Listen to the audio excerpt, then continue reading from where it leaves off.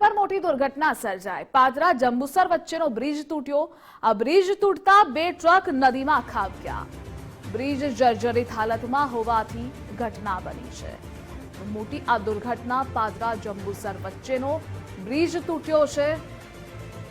आणंदथी वडोदराने जोड़तो आ महत्वनो मार्ग छे। बे ट्रके नदीमां खाबक्या छे। वडोदरा तरफनो एक स्टेप नदीमां पड्यो। स्टेप तूटी पड़ता કેટલાક સાધનો પણ નદીમાં ખાબક્યા છે। જર્જરિત હોવાના કારણે આ દુર્ઘટના સર્જાઈ છે। તંત્રની બેદરકારી, હજારો લોકોના જીવ સામે ખતરો પણ।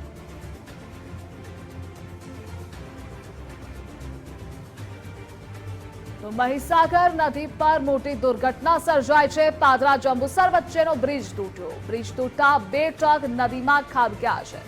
બ્રિજ જર્જરિત હાલતમાં હતો। છેલ્લા ઘણા સમયથી આ દુર્ઘટના સર્જાઈ છે। મુજપુર ગંભીરા બ્રિજ તૂટતા વાહનો પણ નદીમાં પડ્યા છે। તો મોટી દુર્ઘટનાને સમાચાર છે। મહીસાગર નદી પર આ દુર્ઘટના સર્જાઈ છે। બ્રિજ તૂટ્યો છે। બે ટ્રક એ નદીમાં પણ ખાબક્યા છે। જો કે આસપાસના અનેક વાહન ચાલકોની સ્થિતિ શું છે, કારણ કે આ બ્રિજ જર્જરિત હાલતમાં હતો અને ઘણા સમયથી લોકોના જીવ પર જોખમ હતું। જો કે અનેક વાહનો નદીમાં ખાબક્યા હોવાની માહિતી પણ છે। બ્રિજ જર્જરિત હોવા છતાં ભારે વાહનો અહીંથી પસાર થતા હતા।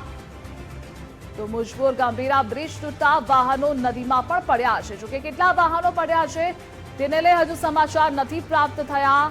મધ્ય ગુજરાતથી સૌરાષ્ટ્રને જોડતા બ્રિજમાં મોટું ભંગાણ। પોલીસ અને મોટી સંખ્યામાં લોકો પણ સ્થળ પર પહોંચી ચૂક્યા છે। તો વડોદરાના પાદરામાં આ મોટી દુર્ઘટના સર્જાઈ છે। પાદરા જંબુસર વચ્ચેનો બ્રિજ તૂટ્યો છે। દ્રશ્યમાં પણ આપ જોઈ રહ્યા છો, બે ટ્રક ખાબક્યા હોવાની ઘટના છે।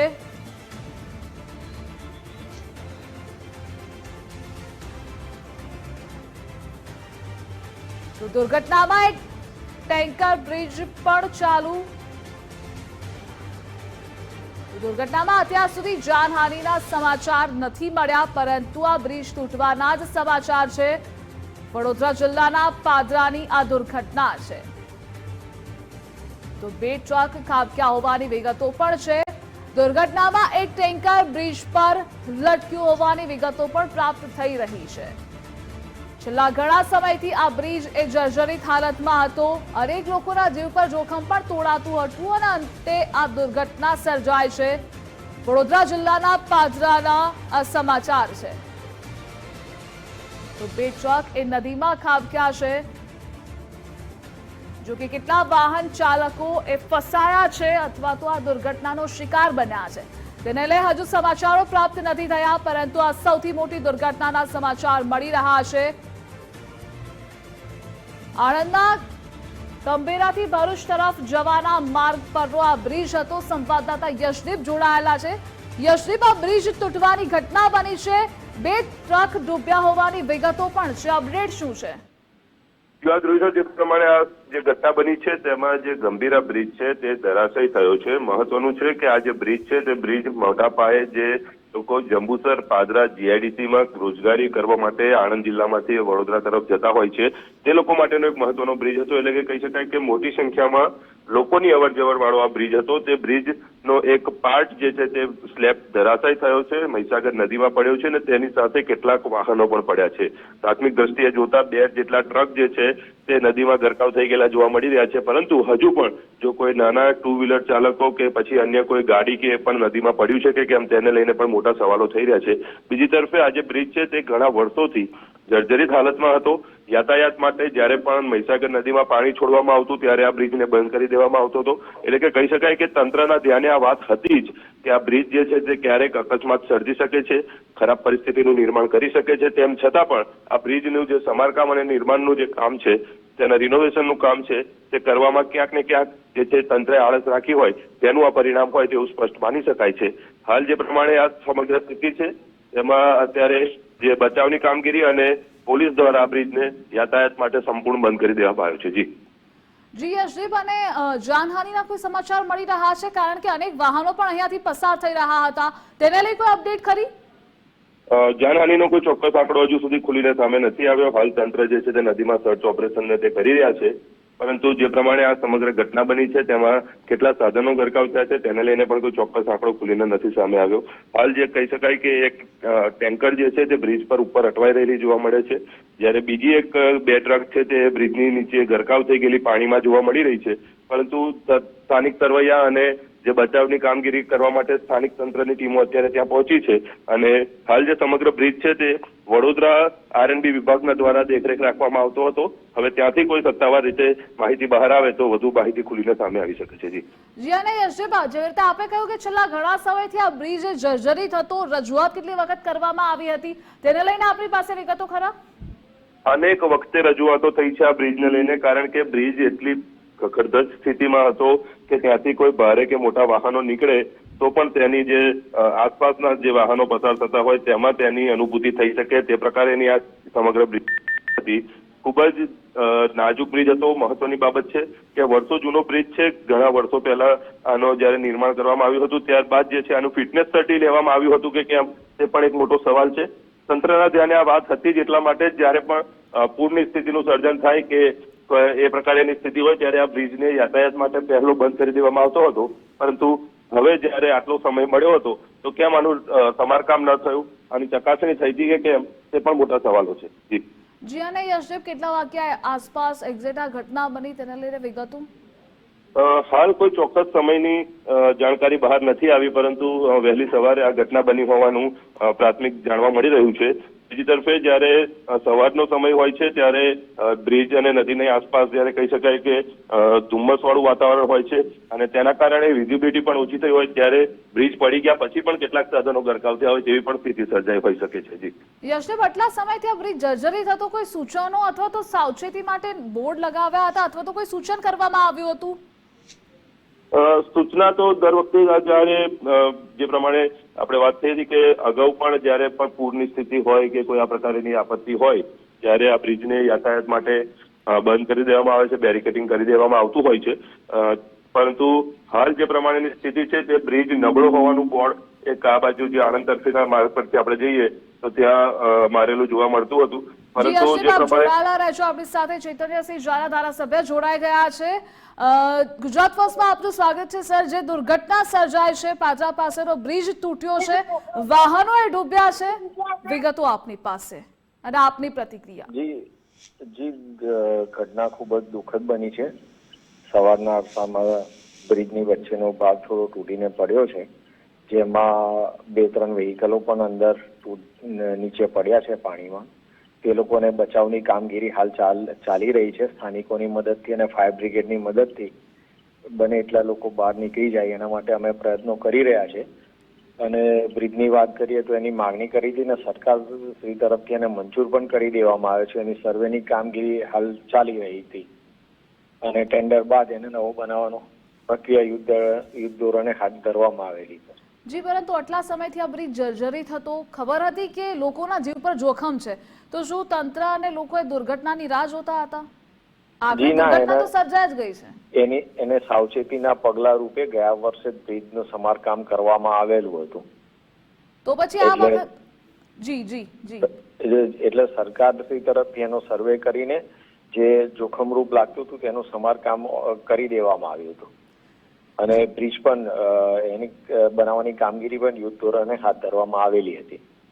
જી, આપની પાસે એ પણ વિગતો કદાચ હશે કે કેટલા ઘણા સમયથી આ બ્રિજની આવી સ્થિતિ હતી અને કેટલી વખત તેને લઈ ધ્યાન દોરવામાં આવ્યું હતું ઉપર? હા, એને ધ્યાન દોરવામાં આવ્યું હતું. માગણી નવી કરી દેવામાં આવી હતી કારણ કે બ્રિજ ઘણો જૂનો થયો હતો, જેથી કરીને નવો બ્રિજ બનાવવાની માંગણી કરી દેવામાં આવી હતી. સરકાર તરફથી એને મંજૂર પણ કરી દેવામાં આવેલો છે. જી, અને આ સાથે આપની પાસે કેટલી વિગતો મળી છે કે કેટલા લોકો ફસાયા અથવા તો ડૂબ્યા હોવાની કોઈ વિગતો છે આપની પાસે? હા, એને અત્યારે બચાવની કામગીરી ચાલી રહી છે, તો થોડી વાર રહીને ચોક્કસ માહિતી મળી શકશે.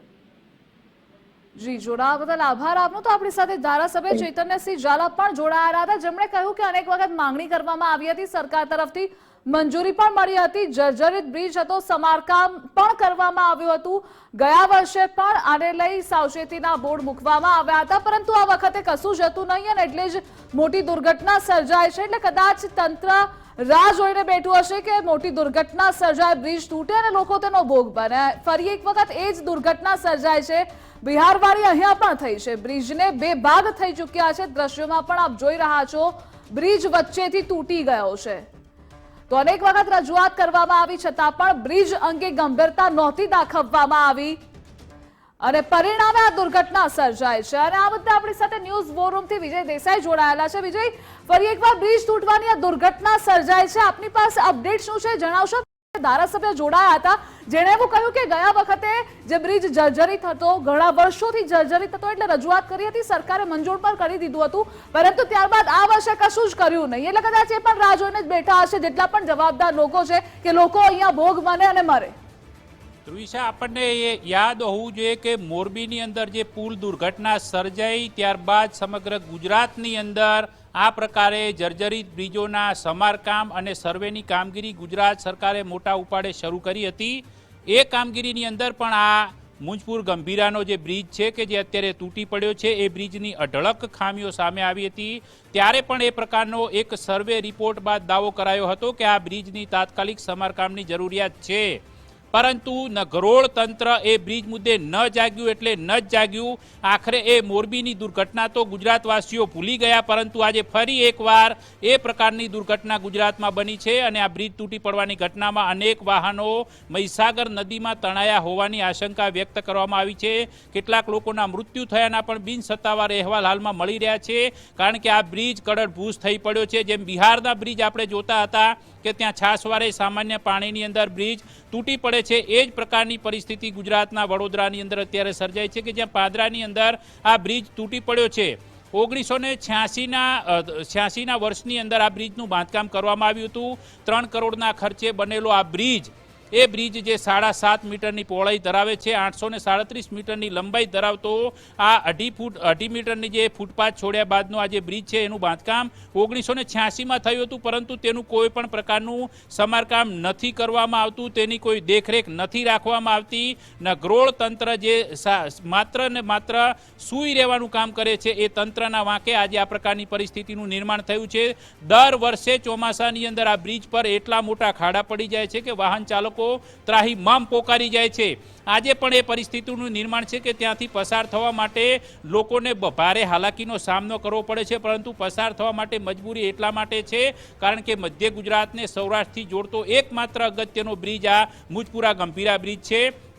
એટલા માટે આ બ્રિજની મહત્વ કેટલું હોવું જોઈએ, તેની સાર સંભાળ કેટલી હોવી જોઈએ, એ તમામ બાબતો પર જે બેદરકારી દાખવવામાં આવી અને તેનું જ પરિણામ અત્યારે એ સામે આવ્યું છે કે આ બ્રિજ તૂટી પડ્યો છે. પરંતુ જવાબદાર અધિકારીઓ હોય, જવાબદાર નેતાઓ હોય, એ તમામ અત્યારે ભાગશે, એ તમામ ગોળ ગોળ જવાબ આપશે. ન માત્ર જવાબ આપીને છટકબારી શોધશે, પરંતુ પોતાની જવાબદારીઓથી હાથ ખંખેરીને જનતાને આ જ રીતે તૂટી પડતા બ્રિજની નીચે મરવા માટે મજબૂર કરશે. એ પ્રકારની પરિસ્થિતિનું નિર્માણ અત્યારે થયું છે. પરંતુ જોવાનું એ રહેશે કે આખરે આ બ્રિજની કામગીરીની અંદર શા માટે કોઈ પણ પ્રકારે સમારકામને લઈને કોઈ કામગીરી કરવામાં ન આવી, એ તમામ પાસાઓ ઉપર હવે જવાબ આપવાના શરૂ થશે. એ પણ જરૂરી છે, કારણ કે આ જે 36 વર્ષ જૂનો આ જે બ્રિજ છે, તેની જે પેરાપીટ છે તે તૂટેલી હતી, તેના રોડ તૂટેલા હતા, એના પર સાંધા છે એ છૂટા પડેલા હતા. આટલું બધું હોવા છતાં લોકો રજૂઆત કરે છે, વિરોધ કરે છે, છતાં પણ કેમ ધ્યાનમાં નથી લેવાતું એ લોકોને નથી સમજાતું. કારણ કે જો તમારી જવાબદારી બને છે, તંત્રની જવાબદારી બને છે, તો તંત્ર શા માટે આંખ આડા કાન કરે છે? એવી તો શું તંત્રની મજબૂરી છે કે લોકોને આ રીતે મરવા માટે છોડી દેવામાં આવે છે? શા માટે આવું કરવામાં આવે છે એ લોકોને હજી નથી સમજાવતું. કારણ કે ટ્રાફિકથી ધમધમતો આ બ્રિજ હોવાને કારણે ત્યાં એનું યોગ્ય જાળવણી કરવી જોઈએ, તેનું યોગ્ય સમારકામ કરવું જોઈએ, નથી કરવામાં આવતું. તેના કારણે અત્યારે આપણે જોઈએ છે કે ટેન્કર છે એ બ્રિજની અંદર હવામાં લટકી રહ્યું છે, પરંતુ કેટલાક વાહનો છે તે નદીમાં પડ્યા હોવાની સ્પષ્ટપણે વિગતો આવી છે. પોલીસ તંત્ર અત્યારે ત્યાં પહોંચ્યું છે, ત્યાં ટ્રાફિક અટકાવવામાં આવ્યો છે, ત્યાં શોધખોળ કરવામાં આવી રહી છે કે કેટલા લોકો લાપતા છે. તે તમામ બાબતો, તમામ હકીકતો જાણ્યા બાદ જે બચાવ કામગીરી છે તે પણ શરૂ કરવામાં આવશે. પરંતુ ફરીથી એ જ સવાલો ઉઠશે કે આખરે આવી બેદરકારી કોના પાપે થઈ, આના માટે જવાબદાર કોણ?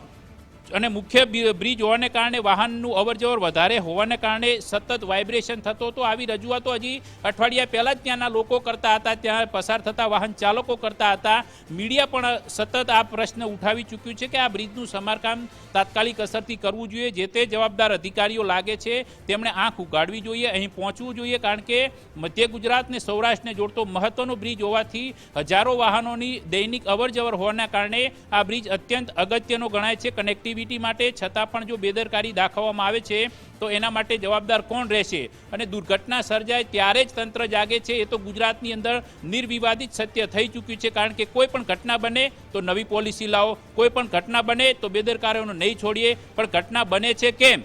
જો તમારી પાસે મોરબીના પુલ કાંડ બાદ હકીકત હતી કે આ બ્રિજ જર્જરિત છે, આ બ્રિજના સમારકામની તાતી જરૂરિયાત છે, છતાં પણ આ મુજપુરા ગંભીરાને જોડતો મહત્વનો બ્રિજ હોવા છતાં પણ તેને શા માટે તેની કામગીરી કરવામાં ન આવી એ સવાલ છે. એ સિવાય અનેક બ્રિજોની કામગીરીને લઈને જે તે સમયે જે રિપોર્ટ સર્વે કરવા બાદ આપવામાં આવ્યો હતો તેની અંદર ખામીઓ ઉજાગર થઈ હતી, પરંતુ એ બ્રિજ પણ હજી આ રીતે ધમધમી રહ્યા છે. આ જ રીતે ત્યાં પણ બેદરકારી છે એ સ્પષ્ટપણે ત્યાં દેખાઈ રહી છે. પરંતુ ફરી દુર્ઘટના બનશે ત્યારે કદાચ તંત્ર જાગશે એ પણ એક હકીકત છે. પરંતુ આજે પાદરાની અંદર આ ઘટના બની છે તો આ ઘટનાની અંદર હવે સ્પષ્ટપણે જોવું રહ્યું કે આની અંદર શું કાર્યવાહી કરવામાં આવે છે. અમિતા, વિજય, અહીં તો આપણે માત્ર જોઈ જ રહ્યા છીએ, કારણ કે જ્યારે પણ આપણે એવું કહીએ કે જોવું રહ્યું શું કાર્યવાહી કરાય છે, પણ કાર્યવાહી થાય જ ક્યાં છે? જ્યારે આટલી મોટી દુર્ઘટના સર્જાઈ ગઈ, હવે આ દુર્ઘટના માટે જવાબદાર કોણ એની પાછળ આપણે રમી રહીશું. પરંતુ સૌથી મોટો સવાલ તો એ છે કે આ પહેલો બ્રિજ નથી. આગળ એકાદ વર્ષ પહેલાની વાત કરીએ, કડીમાં રિપેરિંગ દરમિયાન એક બ્રિજ કડરભૂસ થઈ ગયેલો. હાટકેશ્વર બ્રિજની વાત કરીએ અમદાવાદના, આ ઉપરાંત જે શેલાની સાથે જોડતો બ્રિજ છે એસપી રિંગ રોડ પર, એની વાત કરીએ. આ તો મહાનગરના બ્રિજ છે. આવા તો કેટલાય બ્રિજ છે જે કડીમાં હતા, સુરતમાં હતા, કેટલાય બ્રિજ. તો આ બ્રિજ છે કે પછી ભ્રષ્ટાચારનો ભોરિંગો જ છે? બિલકુલ ભ્રષ્ટાચાર વગર આ બાબત શક્ય નથી. કારણ કે જે પ્રકારે ચોમાસાની સ્થિતિ આવે ત્યારે રોડ રસ્તાની જે પરિસ્થિતિ સર્જાય છે ગુજરાતમાં એ આપણે જોઈએ છીએ. અને પછી સરકાર પણ એ પ્રકારના આદેશો કરે છે કે કોન્ટ્રાક્ટરને આવું કરવું પડશે, કોન્ટ્રાક્ટરની જવાબદારી બનશે. એ જ પ્રકારે આ પ્રકારે બ્રિજના બાંધકામ કર્યા બાદ જવાબદારી છે એવા તંત્ર માટે, અથવા તો આપણે એ પણ જોયું છે કે નીતિ એવી બનાવવામાં આવે છે કે જે કોઈ પણ વ્યક્તિ એ બ્રિજ બનાવે, કોઈ પણ વ્યક્તિ રોડ બનાવે તો એ એજન્સીના નામ સાથેની આખી પ્લેટો મારવામાં આવે છે. પરંતુ એ બધું નિષ્ફળ છે, એ બધી વાહિયાત વાતો સમાન લાગે છે. કારણ કે બનાવી દીધું પરંતુ એની જાળવણીનું શું કામ, એ તમામ બાબતો પણ જોવાની જરૂરિયાત રહે છે. આ બ્રિજ છે 1986માં બન્યો હતો, પરંતુ આની જાળવણી કોણ કરતું હતું એ પ્રશ્ન ઉદ્ભવે. હાટકેશ્વરનો બ્રિજ હોય તો એ તો ઘણો વિવાદિત રહ્યો છે, આપણે સૌ જાણીએ છીએ. પરંતુ આ બધા બ્રિજનો વિવાદ આપણને એટલા માટે યાદ કરવો ઘટે કારણ કે મોરબીની અંદર ઝૂલતો પુલ તૂટ્યો અને ત્યારબાદથી ગુજરાતવાસીઓને એવું થયું કે આ પ્રકારે નિર્દોષ વ્યક્તિઓના જીવ જાય છે તો એના માટે જવાબદાર કોણ? એ મેટર તો લાંબી ચાલી છે, કોર્ટ સુધી કેસ થયા છે. પરંતુ તેમ છતાં એ બાદ પણ જે પ્રકારે સરકારે એવું કહ્યું કે ગુજરાતના તમામ નાના મોટા બ્રિજ જે પણ છે એ તમામ બ્રિજનું ફરીથી સર્વે કરાશે, ઇન્સ્પેક્શન કરાશે. ઇન્સ્પેક્શન રિપોર્ટના આધાર પર તેની જે ફિઝિબિલિટી રિપોર્ટ છે એ રિપોર્ટ ચકાસણી કરશે, જરૂરિયાત લાગશે ત્યાં સમારકામ થશે. એ બધું કર્યું હતું. એ કરવા છતાં સર્વેની અંદર વડોદરાનો આ પાદરાનો આજે અત્યારે મુંજપુરા ગંભીરાનો બ્રિજ છે, સિંધરોટનો બ્રિજ છે, એ બે બ્રિજ એવા હતા કે એ સમયે પણ એવું સામે આવ્યું હતું કે આમને તાતી જરૂરિયાત છે. કારણ કે જ્યારે પણ કોઈ પણ પ્રકારની પેરાપીટ કે રેલિંગ તૂટે છે તો તંત્ર માત્ર લોખંડની એંગલો મારીને બ્રિજને છૂટો છોડી દે છે. પણ એનાથી તો બેદરકારી વધવાની, એ બેદરકારી ભર્યા કૃત્યના કારણે કોઈ પણ પ્રકારની દુર્ઘટના ઘટવાની છે, એમાં કોઈ બેમત નથી. આ અત્યારે જે ચોમાસાની સિઝન ચાલે છે ત્યારે આ જ બ્રિજ પર એટલા મસ્ત મોટા ખાડા પડેલા છે કે વાહન પસાર કરવું હોય તો તમારે બહુ ધ્યાન રાખવું પડે. સંભવત એવું પણ બની શકે કારણ કે પેરાપીટ તૂટેલી હોય એ અરસાની અંદર જો ખાડામાં વાહન ખાબકે તો સીધું નદીમાં જઈ પડે. એવી પરિસ્થિતિ બ્રિજ પર હોવા છતાં, રજૂઆતો હોવા છતાં કોઈ પણ પ્રકારનું કામ નથી કરવામાં આવ્યું. એટલે સ્થાનિક તંત્ર સીધી જ રીતે આમાં જવાબદાર બને છે, પરંતુ એ જવાબદારોને કોઈ પણ પ્રકારની સજાના દાખલા ગુજરાતમાં નથી દેખાતા ને એટલા માટે જ એમની બેદરકારી પણ છે. એ બેદરકારી એવો કરતા રહે તો પણ એમને કોઈ ડર નથી રહેતો. અને એ પરિસ્થિતિના કારણે આ પ્રકારની દુર્ઘટનાઓ ગુજરાતવાસીઓએ છાસવારે જોવી પડે એવી પરિસ્થિતિનું નિર્માણ હાલમાં થઈ રહ્યું છે. બિલકુલ સાચી વાત છે, કારણ કે નીતિ નિયમો ઘણી બધી છે, પોલિસી ઘણી બધી છે, પ્રોટોકોલ ઘણા બધા છે, ધારા ધોરણો તો ભરમાર પડ્યા છે, પરંતુ તેનું અમલીકરણ ક્યાં થઈ રહ્યું છે? અગર આ બ્રિજ 1986માં બન્યો હતો તો મેન્ટેનન્સની તાતી જરૂરિયાત છે તો કોઈ સામાન્ય બુદ્ધિને પણ ખ્યાલ આવી જાય, કોઈ સામાન્ય માણસ પણ જાણી જાય, પરંતુ જે ભણેલા ગણેલા અધિકારીઓ બેઠા છે શું એમને એવું ધ્યાન નહીં આવતું હોય કે મેન્ટેનન્સ કરવું પડે, તેનો રાખ રખાવ કરવો પડે, ક્યાં કેવી જરૂરિયાત છે? અને રિપોર્ટ આવી ગયા બાદ પણ શું ઊંઘતા હતા એસી કેબિનમાં અધિકારીઓ? બિલકુલ, આ એસી કેબિનો આપી છે એટલે અધિકારીઓને કોઈ પણ જવાબદારીનું ભાન નથી એવું આપણે સ્પષ્ટપણે આરોપ લગાવી શકીએ છીએ, કારણ કે રિપોર્ટ આવ્યા બાદ એના પર શું એક્શન લેવા એ જવાબદારી તો એમની છે, એના માટે જ એમને પગાર આપવામાં આવે છે, ન માત્ર બેસી રહેવા માટે એમની જવાબદારી હોય છે કે એમને જે કામ સોંપવામાં આવ્યું છે, આ તમામ જે નાયબ કાર્યપાલક ઇજનેરો, આ બધા જે માર્ગ અને મકાન વિભાગના, પંચાયત હસ્તકના, આ ઉપરાંત જે સ્થાનિક લેવલે જોઈએ તો સિટી વિસ્તારોની અંદર આવતા મનપાના જે અધિકારીઓ છે, આ તમામની અત્યારે જવાબદારી બને છે, કારણ કે જે તે વિસ્તારમાં રોડ જર્જરિત થાય કે બ્રિજ જર્જરિત થાય તો એમાં જવાબદાર વ્યક્તિએ તો જાગવું પડશે ને, એ નહીં કરે તો કોણ કરશે? શું સામાન્ય જનતા ત્યાં જઈને પૂછશે ખાડાઓ? ત્યાં જઈને શું સામાન્ય જનતા એવું કરશે કે ના, આ બ્રિજ હવે તૂટવાની કગાર પર છે તો લાવો અમે જાતે સમારકામ કરીએ? આ જવાબદારી કોની બને છે? આ તમામ વસ્તુ છે એ જોવાની રહેશે, કારણ કે આપણે જે છેલ્લા 2022નો જે રિપોર્ટ છે, રિપોર્ટની અંદર પણ એવું સ્પષ્ટ થયું હતું કે ગુજરાતની અંદર ઘણા બધા એવા બ્રિજ છે કે જે જર્જરિત હાલતમાં છે. જામનગરમાં તો 10થી વધુ બ્રિજ જર્જરિત હાલતમાં હોવાનો રિપોર્ટ પણ આવ્યો હતો, પરંતુ એ 30 વર્ષથી વધુ જૂના બ્રિજ છે. તો સવાલ એ પણ ઉઠે છે કે જે કોઈ પણ બ્રિજનું બાંધકામ કરવામાં આવે છે તો તેનો જે રિપોર્ટ હોય છે, તેનું જે બાંધકામની જે મર્યાદા હોય છે કે એ કમસે કમ 100 વર્ષ સુધીનું તેનું આયુષ્ય હોવું જોઈએ. એના આયુષ્યને લઈને સવાલ ઉઠે છે, કારણ કે જો 30 વર્ષ જૂના બ્રિજ, અત્યારે જે બ્રિજ તૂટ્યો છે 36 થી 39 વર્ષની એની મર્યાદા ગણવામાં આવી રહી છે, 86માં બન્યો હતો, તો એ બ્રિજ શા માટે આટલા ટૂંકા ગાળાની અંદર તૂટી ગયો? એ પણ અગાઉ સમારકામ થતું આવ્યું છે, પરંતુ છેલ્લા કેટલાક સમયથી બેદરકારીના કારણે સમારકામ નહોતું થતું, એના કારણે આ પ્રકારની દુર્ઘટના બની છે.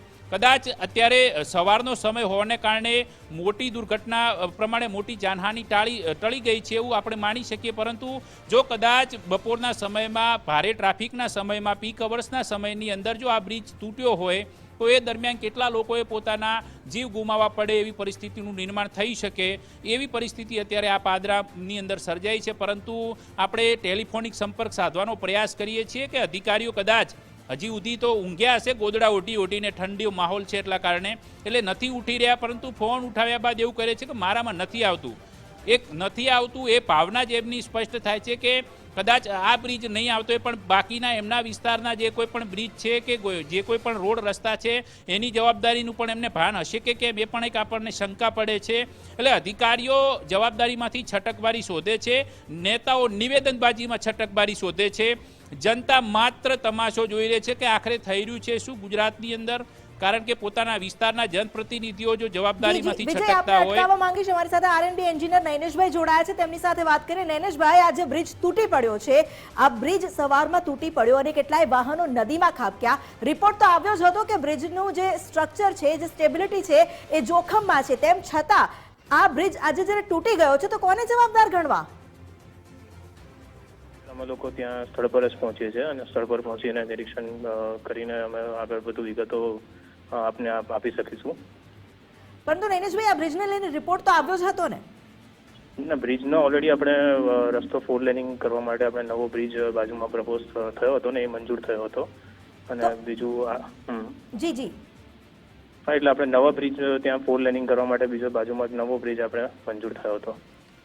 પરંતુ આ બ્રિજનું શું? તમે 4 લેન બ્રિજ બનાવો એમાં તો કોઈ વાંધો નથી, જનતાની સુખાકારી વધે એમાં શું ખોટું હોય, પરંતુ આ બ્રિજ જે ચાલુ છે, જે અત્યારે યથાવત સ્થિતિમાં છે, જ્યાંથી ભારે વાહનોની અવરજવર થાય છે, જો એનું સ્ટ્રક્ચર જોખમ ભર્યું હોય તો એ બ્રિજનું કંઈ જ નહીં કરવાનું? ના, સ્ટ્રક્ચર કોઈ જોખમ ભર્યાનો રિપોર્ટ આપણી પાસે નથી અને આપણે રૂટીન ઇન્સ્પેક્શનમાં બી એમાં કોઈ બીજું કોઈ મેજર ફોલ્ટ હતો નહીં બ્રિજમાં, અને વાહન વ્યવહાર એઝ યુઝ્યુઅલ ચાલુ હતો અને એમાં માઇનર રિપેરિંગ ને બધું અમારું જે હોય છે ઉપર વેરિંગ કોટમાં અને માસ્ટિક આસફાલ્ટમાં તે પ્રક્રિયા ચાલુ હતી. નૈનેશભાઈ, સવાલ તો એ ઉઠે છે કે આખરે આ બ્રિજ જર્જરિત હતો ને 4 લેનના વાયદાઓ કરીને જનતાને ભ્રમિત કરવાનો તંત્રએ પ્રયાસ કર્યો એવું લાગે છે, તો જ આવી દુર્ઘટના સર્જાઈને આના માટે જવાબદાર કોણ સીધી રીતે? અમે સ્થળ ઇન્સ્પેક્શન કરીને આપણે થોડું સ્થળ ઇન્સ્પેક્શન કરવાનો મતલબ નથી, કારણ કે ત્યાં હવે ભ્રષ્ટાચારના પોપડા સિવાય કંઈ બચ્યું નથી. નૈનેશ સર, કારણ કે ભ્રષ્ટાચારના એ પોપડા ખર્યા, બ્રિજ તૂટ્યો ને એની અંદર કેટલાય લોકો અત્યારે નદીમાં પડ્યા છે. હવે તમે શું ઇન્સ્પેક્શન કરશો? ઇન્સ્પેક્શન તો થઈ ગયું 2022-23માં. એમાં તો રિપોર્ટ હતો કે આ બ્રિજ જર્જરિત છે અને તાત્કાલિક અસરથી એનું સમારકામ કરવું જોઈએ. તો આટલા વર્ષ શું કર્યું તમે? ઓલરેડી ગયા વર્ષે એનું જે છે તે સમારકામ જે રિપેરિંગ કરવાનું હતું, ફૂટપાથ ને વેરિંગ ને બધું ઓલરેડી ગયા વર્ષે કરાવેલું હતું. એ ફૂટપાથનું રિપેરિંગ તમે કર્યું અને લોખંડની એંગલો મારી, પણ અઠવાડિયા પહેલા એ બ્રિજ પર મસ્ત મોટા 2.5 મીટર જેટલા લાંબા ખાડા હતા. તો એ ઇન્સ્પેક્શન એ સમારકામ બાદ કર્યું હતું કે કેમ? ચાલુ જ હતું સમારકામ એનું. તો પછી સમારકામ ચાલુ હતું, ઇન્સ્પેક્શન ચાલુ હતું, છતાંય તૂટી પડ્યો. તો હવે આમાં જવાબદારી તમારી બને કે નહીં? અમે ઓલરેડી રૂટીનમાં એનું જે પ્રક્રિયા કરવાની હતી એ ચાલુ જ હતી, એમાં બીજો કોઈ પ્રશ્ન. આ રૂટીન અને ઇન્સ્પેક્શન ને આ બધા જે કાવા દાવા છે ને એ જ કારણસર ગુજરાતની જનતા આ રીતે નદીમાં પડી પડીને મરી રહી છે. ને આ તમારી બેદરકારી છે. તમારી જવાબદારીમાંથી તમે માત્ર આ પ્રકારના ગોળ ગોળ સરકારી જવાબ આપીને છટકી શકો નહીં સાહેબ. આકરા સવાલ છે એટલે જરૂરથી વહેલી સવારમાં ખૂંચતા હશે એમને, પરંતુ સવાલ તો ઉઠશે જ. કારણ કે જો ઇન્સ્પેક્શન ને સમારકામ થતું હતું તો બ્રિજ તૂટ્યો કેમ? આનો જવાબ એ આરએનબીના અધિકારી જોડે નથી અને ના જ હોય, કારણ કે ભ્રષ્ટાચારમાં લિપ્ત આ વિભાગ માત્ર ને માત્ર ગોળ ગોળ જવાબ આપવા સિવાય કોઈ કામ કરી શકે તેમ નથી. સમારકામ કરવું હોય તો પણ એમના માટે તો જાણે મનમે લડ્ડુ ફૂટા, કારણ કે સમારકામના નામ પર ફરીથી એક ટેન્ડર આવશે. એ ટેન્ડરમાંથી ખાયકી થશે. એ ખાયકીના ખાડાની અંદર ગુજરાતની જનતા આ રીતે વહેલી સવારમાં ઊંઘમાં પડીને મરી રહી છે. તો આ બેદરકાર જવાબદારીમાંથી આ અધિકારીઓ અત્યારે ભાગી રહ્યા છે, કારણ કે એમની પાસે કોઈ જવાબ નથી. 2 વર્ષથી રિપોર્ટ આવવા છતાં જો આ પ્રકારે સમારકામના નામ પર જનતાને ઉલ્લુ બનાવનારા અધિકારીઓ, એમની સામે કાર્યવાહી થવી જ જોઈએ. અત્યારે જે આરએનબીના જે નૈનેશભાઈ હતા એમને સ્પષ્ટપણે કહ્યું કે અમે આમ કરતા હતા, અમે તેમ કરતા હતા. સમારકામ ચાલુ કર્યું હતું, પણ સમારકામ ચાલુ કર્યું તો હજી 5 દિવસ પહેલા હજી બ્રિજ તૂટ્યો ત્યાં સુધી એ તૂટેલા પોપડા જોશો તો પણ ખ્યાલ આવશે કે એનો રસ્તો કેટલો ઉબડ ખાબડ હતો. તો સમારકામ શું તંબુરો કર્યું હતું તમે? શા માટે તમે આવા જવાબો આપીને છટકબારી શોધી રહ્યા છો? આવા બેદરકાર અધિકારીઓ જ્યાં સુધી ગુજરાતમાં છે ત્યાં સુધી આ પ્રકારની દુર્ઘટનાઓને ભગવાન પણ નહીં રોકી શકે, એમાં કોઈ બેમત નથી. અને આવા અધિકારીઓ સામે બેજવાબદાર અધિકારીઓ માત્ર એસીમાં બેસીને હવા ખાય, ટેન્ડરો પાસ થાય અને એમાં મલાઈ ખાતા હોય એવા લોકો સામે જો યોગ્ય કાર્યવાહી થશે ને તો જ આ પ્રકારની દુર્ઘટનાઓને ગુજરાતમાં બનતી રોકી શકાશે. બિલકુલ વિજય, એ જ સવાલ છે કે જ્યારે સમારકામના આટલા મોટા મોટા દાવા કરવામાં આવી રહ્યા છે તો સમારકામ થતું કેવી રીતે હતું કે બ્રિજ આવી જ રીતે સવારમાં 2 કટકામાં તૂટી ગયો? આ કે કિટકેટની ચોકલેટ હતી જે આમ કરીને તૂટી ગઈ અને આ બ્રિજ તૂટી ગયો છે, તેમ છતાં હજુ પણ ઇન્સ્પેક્શનની વાતો કરવામાં આવી રહી છે. આપે જે કહ્યું એના પર એક સવાલ હવે એવો સવાલ થાય છે કે આખરે આ વિકાસની ગતિ કઈ દિશામાં છે? શું આ વિકાસ ખરેખર જનતાને જોઈએ છે કે પછી એના કરતાં તો પગદંડી સારી હતી? પગે ચાલીને જતા અકસ્માતોમાં જીવ તો જે જાય છે એના જાય. બિલકુલ સાચી વાત છે, કારણ કે આ વિકાસની કેડીમાં કોઈ વિનાશક દુર્ઘટનાઓ બને એ કોઈ સ્વીકારી લે નહીં. એના કરતાં તો અડવાણા પગ પર કેડી પર ચાલવું એ મુનાસિબ માનશે આ સામાન્ય જનતા, કારણ કે કમસે કમ વાગશે તો કાંટો વાગશે પણ જીવ તો નહીં જાય ને. અત્યારે ગુજરાતમાં પરિસ્થિતિ જેવી સર્જાઈ છે, મોરબી બાદ રાજ્ય સરકારે મોટા ઉપાડે જાહેરાત કરી હતી કે 37,500 બ્રિજ નાના મોટા ગુજરાતની અંદર જે બનેલા છે, કોઈ નાળા ઉપરનો બ્રિજ છે, કોઈ મોટો બ્રિજ છે, કોઈ સિગ્નેચર બ્રિજ, એ તમામ બ્રિજોનું ઇન્સ્પેક્શન કરીશું, આ કરીશું, કર્યું હતું. 12 મોટા બ્રિજ જર્જરિત નીકળ્યા હતા અને 145 કરોડ રૂપિયાની ગ્રાન્ટ જે તે સમયે સમારકામના નામ પર ફાળવી હતી. એ સિવાય અન્ય પણ કામગીરી કરી હતી કે 24 બ્રિજ નવા તૈયાર કરવામાં આવશે. કોંગ્રેસ પ્રવક્તા મનીષભાઈ આપણી સાથે જોડાયા છે. મનીષભાઈ, ગુજરાત ફર્સ્ટમાં સ્વાગત છે. ગુજરાતમાં ફરી એક પુલ દુર્ઘટના સર્જાઈ છે, કઈ રીતના જુઓ છો તમે આને? વહેલી સવારે ઘણી ગંભીર અને ચિંતાજનક સમાચાર આવ્યા છે. મધ્ય ગુજરાતને જોડતો પુલ એટલે કે આણંદ જિલ્લાના ગંભીરાથી વડોદરા જિલ્લાના પાદર અને ભરૂચ તરફ જવાના રસ્તા ઉપરના પુલને ધરાશયી થતા અચાનક વહેલી સવારે બનાવ બનતા જે પ્રાથમિક માહિતી મળે છે આપના માધ્યમથી અને અન્ય માધ્યમોથી, ઘણા વાહનોને લોકો મુશ્કેલીમાં મુકાઈ ગયા છે, નદીમાં પડ્યા છે. તાત્કાલિકપણે હું સરકારને વિનંતી કરું છું કે બચાવની કામગીરી તાત્કાલિક થાય, કારણ કે આ સમય એવો છે કે વહેલી સવારનો સમય હતો ને અચાનક બ્રિજ ધરાશયી થતા આ રીતની દુર્ઘટના સામે આવી છે. આપણે ભગવાનને પ્રાર્થના કરીએ કે જે કોઈ લોકો આ બ્રિજ તૂટવાના કારણે વાહનો સાથે અહીંયા ખાબકા છે તેમનો બચાવ થાય, એ સહી સલામત બહાર આવે એવી આપણે પ્રાર્થના કરી શકીએ. રેસ્ક્યુ કામગીરી પણ તાત્કાલિક થાય અને બચાવની કામગીરીમાં કોઈ જાનહાની ન થાય એવી આપણે પરમાત્માને પ્રાર્થના કરીએ. આ પ્રાથમિક માહિતી આવી છે, આ ગંભીર સમાચાર છે, પણ જે રીતે હું પ્રાથમિક દ્રષ્ટિએ એટલા માટે કહું, આ રાજકીય અવલોકન કરતા ગુજરાતમાં જે રીતે જાહેર બાંધકામની નબળી કામગીરી થઈ રહી છે અને જે રીતે પુલો તૂટી રહ્યા છે, બનતા પુલો ધરાશયી થાય તેવા સંજોગોની અંદર આ વધુ એક પુલ તૂટવાની ઘટના આપણને દેખાય છે કે જાહેર બાંધકામોમાં કેટલી હદ સુધી ગુણવત્તામાં બાંધછોડ કરવામાં આવે છે. આ ચિંતાનો વિષય છે. માનવ જિંદગી હોમાય છતાં પણ આપણે વારંવાર આ પ્રકારની દુર્ઘટનાઓ આપણી સામે આવે છે. અત્યારે આપણી પ્રાથમિકતા એ છે કે જે લોકો અચાનક આ અકસ્માત, જે બ્રિજ તૂટી ગયાને કારણે અચાનક વાહનો સીધા ખાબક્યા છે, એ પરિવારો સહી સલામત બહાર આવે. બિલકુલ, આપણે જાનહાની ન થાય તેવી પ્રાર્થના તો ચોક્કસપણે કરીએ, પરંતુ આ પ્રકારે ગુજરાતની અંદર છેલ્લા 3-1 વર્ષથી જે પ્રકારે બોરબી પુલકાંડ બાદથી જે ઘટનાઓ બની છે, તો સરકારની આમાં જવાબદારી બનવી જોઈએ. અધિકારીઓ સામે એક્શન નથી લેવાતા, એટલા માટે આવું થઈ રહ્યું છે. વિપક્ષ પણ કયા પ્રકારે આવી ઘટનાઓને લઈને વિરોધ કરી રહ્યું છે એ પણ જોવાનું રહે ને સાહેબ. નિશ્ચિતપણે ગુજરાતની અંદર પુલ દુર્ઘટના એક ઘણી ગંભીર અને ચિંતાનો વિષય બની ગયો છે. મેં મારી વાતમાં પહેલા જ કીધું કે જાહેર બાંધકામોમાં મોટા પાયે ભ્રષ્ટાચારના કારણે આવી દુર્ઘટનાઓનું પુનરાવર્તન થયું છે. અમદાવાદમાં શાંતિપુરા ચોકડી આગળ બનતો બ્રિજ ધરાશયી થઈ જાય, મહેસાણામાં ધરાશયી થઈ જાય, રાજકોટમાં થઈ જાય, પાલનપુર બ્રિજ બનતો હોય ને તૂટી જાય, નવી જ ઘટનાઓ બને, સુરતમાં બને દુર્ઘટનાઓ, એક પછી એક દુર્ઘટના બને. પણ આ ભ્રષ્ટાચારના પાપે જે રીતે બાંધકામમાં બાંધછોડ કરવામાં આવે છે, એની ગુણવત્તા આવે છે, એટલે માનવ જિંદગી હોમાય છે. હું પુનઃ આપના માધ્યમથી કહું છું, ત્યારે તો પ્રાથમિકતા સૌથી પહેલી સરકારને વિનંતી છે કે જે લોકો ખાબકા છે આ પુલ દુર્ઘટનામાં, એ લોકો સહી સલામત બહાર આવે, એના માટે પ્રયત્ન કરવામાં, રેસ્ક્યુ કામગીરી કરવામાં આવે અને આપણે રાહ જોઈએ કે બધાનો બચાવ થાય અને ત્યારબાદ આપણે આવા પુલોની દુર્ઘટના, જે ગુજરાતમાં અનેક પુલો આવા ધરાશયી થયા છે, બધા બ્રિજો ધરાશયી થયા છે, આપણી માટે ચિંતાનો વિષય છે.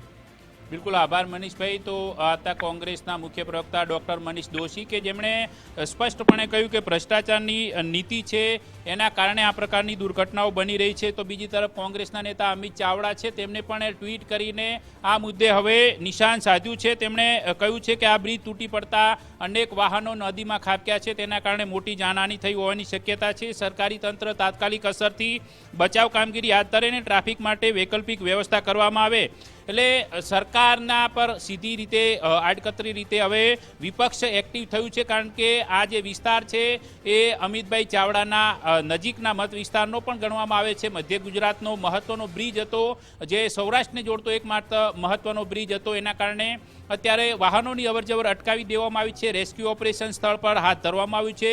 પોલીસની સાથે સ્થાનિક વહીવટી તંત્ર પણ ત્યાં ઘટના સ્થળ પર પહોંચી ચૂક્યું છે, પરંતુ એ તંત્ર માત્ર પહોંચ્યું છે, કામગીરી કરશે, કામગીરીના દેખાડા થશે, પણ વાસ્તવિક જવાબદારીથી હાથ અદ્ધર કરી દેવામાં અત્યારથી જ એક નીતિ દેખાઈ રહી છે. કારણ કે માર્ગ અને મકાન વિભાગના જે અધિકારીઓ હતા, જે હમણાં ટેલિફોનિક વાતચીતમાં જોડાયા, તેમણે તો કહી દીધું કે અમે સમારકામ કર્યું, ઇન્સ્પેક્શન કર્યું, બધું ચાલતું હતું, પરંતુ એક વાત તો ખાસ ચાલતી હતી કે ભ્રષ્ટાચાર તો ચાલતો જ હતો, તો જ આવી દુર્ઘટના બની હોઈ શકે. અન્યથા આનું કોઈ એ પ્રકારનું કારણ ન હોઈ શકે કે આ પ્રકારે દુર્ઘટના બની શકે. જો 86માં બનેલો આ જે બ્રિજ છે એનું સમારકામ યોગ્ય રીતે, જાળવણી યોગ્ય રીતે થતી હોત અને જો તંત્ર પોતાની જે ઢીલી નીતિ ના દાખવતી હોત, કારણ કે એવું કહેવાય છે કે સરકારી તંત્રની નીતિ સામે તો જનતા ત્રાહિમામ છે જ. જનતાને આક્રોશ છે કે કોઈ પણ કામ સમયસર નથી થતું. આ સમયસર કામ લોકોના જીવ લે એવી ઘટનાઓની પૂર્વવત પહેલાં પણ થવું જોઈતું હતું, એ પણ નથી થતું. એના કારણે આ પ્રકારની ઘટનાઓ બની રહી છે.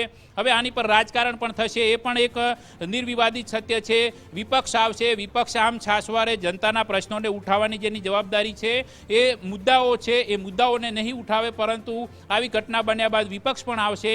શાસક પક્ષની સીધી જવાબદારી છે કે એ આ જવાબદાર અધિકારીઓ, જવાબદાર લોકો અને જવાબદાર તંત્ર છે એની સામે એક્શન લે અને ફરીથી રાજ્યમાં આવી ઘટના કે દુર્ઘટના ન બને તે તરફી કોઈ પગલાં લેવાય એ માટેની સ્પષ્ટ નીતિ અને સ્પષ્ટ કામગીરી કરે. આપણી સાથે નરેન્દ્રભાઈ રાવત પણ જોડાયા છે. ગુજરાત ફર્સ્ટમાં આપનું સ્વાગત છે સાહેબ. જે પ્રકારે આ ઘટના બની એને કઈ રીતે જુઓ છો આપ?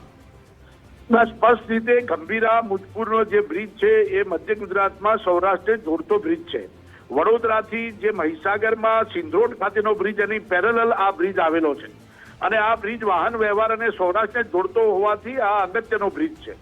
આ બ્રિજ પહેલે 1981 પછી બંધાયા પછી હમણાં જ 2 વર્ષ પહેલા પણ આ બ્રિજ બાબતે ખાડા પડી જવાની એ પ્રકારની ફરિયાદો ગ્રામજનોને લોકોએ કરતા સરકારના આરએનબી ડિપાર્ટમેન્ટ દ્વારા એને રિપેર કરવામાં આવેલું, પરંતુ આટલો જૂનો 40 વર્ષ જૂનો બ્રિજ હોય એને હેવી મેન્ટેનન્સની જરૂર પડે. એની સ્ટ્રક્ચરલ સ્ટેબિલિટી સિવિલ એન્જિનિયરિંગ પ્રમાણે એનો દર વર્ષે રિપોર્ટ સરકારમાં મંત્રીશ્રીને આપવો પડે. ચોમાસા પહેલા સરકારના નિયમો મુજબ તમામ બ્રિજ અને તમામ પુલોનું સ્ટ્રક્ચર સ્ટેબિલિટી રિપોર્ટ સરકારમાં રજૂ કરવાનો હોય અને એ પ્રમાણે જો બ્રિજની ગુણવત્તા ઓછી હોય, એની સ્ટેબિલિટી ઓછી હોય, મજબૂતાઈ ન હોય તો એ બ્રિજ જર્જરિત જાહેર કરીને એને બંધ કરી દેવો પડે, નહીતર જોખમકારક બને. આ બ્રિજની બાબતમાં વારંવાર રજૂઆતો થઈ હોવા છતાં સરકાર કે આરએનબી ડિપાર્ટમેન્ટ દ્વારા બંધ કરવામાં નથી આવ્યો. આ ગંભીર બેદરકારી છે. જે પ્રકારે એક્સિડન્ટ થયો છે દુઃખદ છે. સ્થળ ઉપર લોકો ગ્રામજનો મદદ કરી રહ્યા છે. આ વાહન વ્યવહાર હોવાથી અહીંયા ચોક્કસથી વધારે લોકો તકલીફ પડી હશે, કાં તો ઘાયલ થયા હશે, વ્હીકલોને પણ નુકસાન થયું હશે, એની માહિતી અમે મેળવી રહ્યા છીએ. પરંતુ આ માટે જવાબદાર સરકારી તંત્ર છે.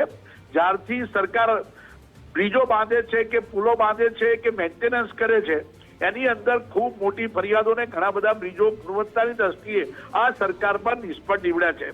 સૌપ્રથમ તો મંત્રીશ્રીએ જો આનો સ્ટ્રક્ચર સ્ટેબિલિટી રિપોર્ટ ના હોય, આમાં પુરાવા છે, કારણ કે 2-3 વર્ષથી રજૂઆતો થાય છે. 2023માં બી રજૂઆત થયેલી છે અને ખાડા પૂરી દેવામાં આવ્યા છે. એટલે સૌપ્રથમ તો ગંભીર બેદરકારી તંત્રની છે. આ માટે જવાબદાર લોકોને તાત્કાલિક સસ્પેન્ડ કરવા જોઈએ. અત્યારે તો ત્યાં બચાવવાની કામગીરી અને કેટલું નુકસાન થયું છે એ પણ અત્યંત જરૂરી છે. એ તો તંત્ર કામે લાગે એવી અમારી અપેક્ષા છે. નરેન્દ્રભાઈ, આપણે તમે કહ્યું કે જવાબદારો એને સસ્પેન્ડ કરવા જોઈએ. જો સસ્પેન્ડ કરવાથી માનવહાનિ થઈ હોય તો શું એનું વળતર મળી શકે એવું માની શકીએ આપણે? આવી મહત્વનો સવાલ છે. અમે કરી પણ શું શકીએ? આપ જાણો છો કે આઝાદી પછી ગુજરાત રાજ્યની અંદર હું જાણું છું અને તમામ લોકો ગુજરાતના જાણે છે, એ વખતની કોંગ્રેસ સરકારે એટલા બધા બ્રિજ અને એટલા બધા પુલ બાંધ્યા છે જેની ઉંમર અત્યારે 30-40 વર્ષ થઈ, પરંતુ અડીખમ ઉભા છે. અને આપ જાણો છો કે છેલ્લા 15-20 વર્ષની અંદર કેટલા બધા બ્રિજ અમદાવાદમાં જ વિચાર કરો ને, શહેરની બનાવેલો બ્રિજ 52 કરોડનો તોડીને પાછો બીજા 52 કરોડ તોડવા માટે આપવાના અને પછી પાછો નવો બનાવવાનો. આ પ્રકારની ગુણવત્તામાં બેફામ ભ્રષ્ટાચાર ભારતીય જનતા પાર્ટીનો નિયમ થઈ ચુક્યો છે. કોઈને ગાંઠતું નથી. પૈસા કમાવા સિવાય કશું છે નહીં. આમાં આપને જણાવવા માંગુ છું, હું પોતે બી સિવિલ એન્જિનિયર છું, કે જો આની વરસાદ પહેલા સ્ટ્રક્ચર સ્ટેબિલિટી નો રિપોર્ટ કાઢ્યો હોય તો ચોક્કસથી એ નબળો જ નીકળે અને નબળો નીકળે તો તેને બંધ કરવો જોઈએ. સમાચાર પત્રોમાં પણ કહેવાય છે, લોકો પણ કહે છે કે આની ફરિયાદો એટલી બધી હતી. 2023ના પુરાવા છે, એ ટાઈમે બી આના રજૂઆતો થયેલી છે. તેમ છતાં પણ આને જર્જરી સમજીને બંધ ન કર્યો હોય તો આ જવાબદાર માણસોને માનવના હાનિ માટે જવાબદાર લોકો માટે સસ્પેન્ડ સિવાય બીજું કયું શસ્ત્ર અજમાઈ શકીએ? સરકાર આ બાબતમાં ખરેખર ખૂબ ગંભીર નથી. અને ગુજરાત રાજ્યમાં હવે જે જૂના 40 વર્ષ જૂના હોય તમામ બ્રિજ હોય પુલ હોય એની સ્ટ્રક્ચરલ સ્ટેબિલિટી તાત્કાલિક મેન્ટેનન્સ, હેવી મેન્ટેનન્સ કરવું પડે, કાં તો એ બ્રિજને નવા બનાવવા પડે, એ પુલને નવા બનાવવા પડે, નહીતર જાનહાનિ નિશ્ચિત છે. નરેન્દ્રભાઈ, આવી વાત તો આપણે આજે હેવી મેન્ટેનન્સની અને જર્જરિત જે બ્રિજ છે એના સમારકામ ને સર્વેની કામગીરી તો આપણે મોરબીની દુર્ઘટના બાદ કરી હતી. રાજ્ય સરકારે એવું કહ્યું કે 12 મોટા બ્રિજ જર્જરિત છે, 145 કરોડ રૂપિયા આપીશું અને નવા કરીશું, પણ એમાં પણ કોઈ કામ નથી થયું. તો વિપક્ષે પણ કોઈ જવાબ માંગ્યો કે કેમ સરકારનો? નહીં, અમે તો આના રિપોર્ટ માંગીએ છીએ ને સરકારમાં નિયમ મુજબ અમારા તરફથી રજૂઆતો થતી જ છે રેગ્યુલરલી.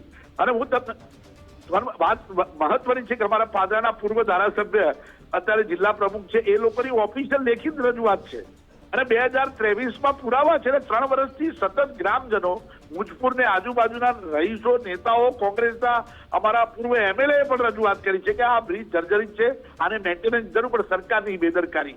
સરકાર પાસે બુલેટ ટ્રેન માટે પૈસા છે, પણ ગુજરાત રાજ્યના તમામ બ્રિજ તમામ પુલને તમે ક્યારે રિપેર કરશો?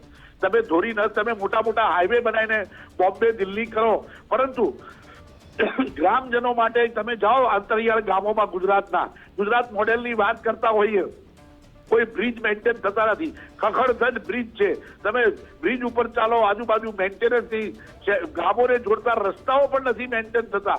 સરકારનું ધ્યાન ખાલી લોકોને મોટી મોટી વાતો બતાવવામાં છે, પણ વાસ્તવિકતા ગુજરાત મોડેલમાં ગુજરાતની દશા કરુણ છે. પ્રજાજનો સમજે, કારણ કે 35 વર્ષનું એક હથું શાસન, એક ધાર્યું શાસન, આટલી પ્રચંડ બહુમતી, એટલે નશામાં છે સરકાર. નહીતર મંત્રીશ્રીએ તો રાજીનામું જોઈએ.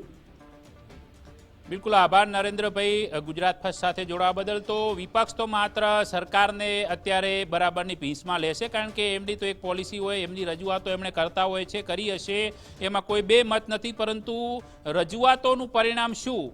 બ્રિજ તૂટી જવો એ રજૂઆતોનું પરિણામ છે. ઇન્સ્પેક્શનનું પરિણામ શું? બ્રિજ તૂટી જવો એ પરિણામ છે.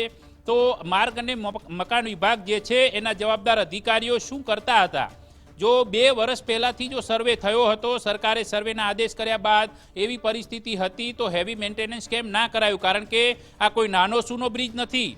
આ 2 વિસ્તારોને મહત્વના, મધ્ય ગુજરાત ને સૌરાષ્ટ્રને જોડતો મહત્વનો બ્રિજ હતો, એટલે એને આંખ આડા કાન કરીને જોઈ શકાય નહીં. હજારો હેવી વાહનો અહીંથી દૈનિક ધોરણે પસાર થતા હોય, લાખો લોકોની અવર જવર હોય, અને જો આ પ્રકારની પરિસ્થિતિ હોય તો બેદરકારી તો સ્પષ્ટપણે દેખાય છે કે અધિકારીઓએ કોઈ પણ પ્રકારે જવાબદારીભર્યું કામ નથી કર્યું. માત્ર સમારકામના નામ પર ચોમાસા પૂર્વે જે ટેન્ડરિંગ પ્રક્રિયા થયા બાદ સમારકામ કરી દીધું. એ સમારકામ કર્યા બાદ પણ રસ્તા ઉખડી ગયા, બ્રિજ પરના ખાડા પડી ગયા, એ બધું જ દેખાયું. સાંધા ગેપ પડી ગઈ હતી, પેરાપી તૂટી ગઈ હતી. આ તમામ કામગીરી નજર સમક્ષ દેખાવા છતાં પણ અધિકારીઓએ વધારાની કામગીરી ન કરી. માત્ર એવું કહીને છટકબારી શોધી રહ્યા છે કે અમે 4 લેન બ્રિજ બનાવવા માટે મંજૂરી માંગી છે. અરે મંજૂરી માંગી એ નવો આવશે ત્યારની વાત છે, અલગ વાત છે. પરંતુ આ જે છે એનું શું કર્યું તમે? શા માટે તમે એને યોગ્ય રીતે જાળવણી ના કરી શક્યા? નવો બને ત્યાં સુધી તો અહીંથી જ પસાર થવાનું હતું ને, નહીં કે મઈ નદીમાંથી. અત્યારે એ પરિસ્થિતિનું નિર્માણ થયું, તો એના માટે બેદરકાર અધિકારીઓને વિપક્ષ કહી રહ્યું છે કે સસ્પેન્ડ કરો. શું સસ્પેન્શન એ આનો ઉપાય છે ખરો? જો જાનહાનિ થઈ છે તો એ જાનહાનિનો ઉપાય સસ્પેન્શન પૂરતો હોઈ શકે?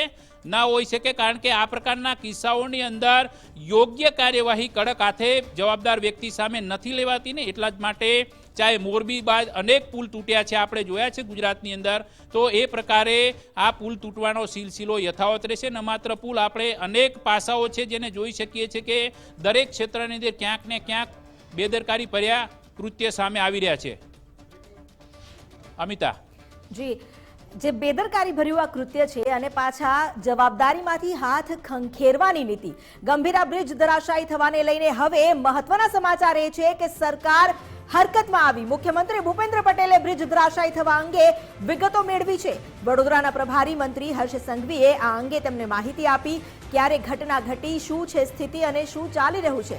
હર્ષ સંઘવીએ કલેક્ટર સાથે ચર્ચા કરીને મુખ્યમંત્રીને પણ ઘટના અંગે માહિતગાર કર્યા છે. બ્રિજ ધરાશાયી થવા બાદ હાથ ધરાયેલી કાર્યવાહી અંગે પણ તેમને અવગત કરવામાં આવ્યા. મુખ્યમંત્રી ભૂપેન્દ્ર પટેલ પણ કલેક્ટર સાથે ચર્ચા કરશે અને આ સ્થિતિની જાણકારી મેળવશે.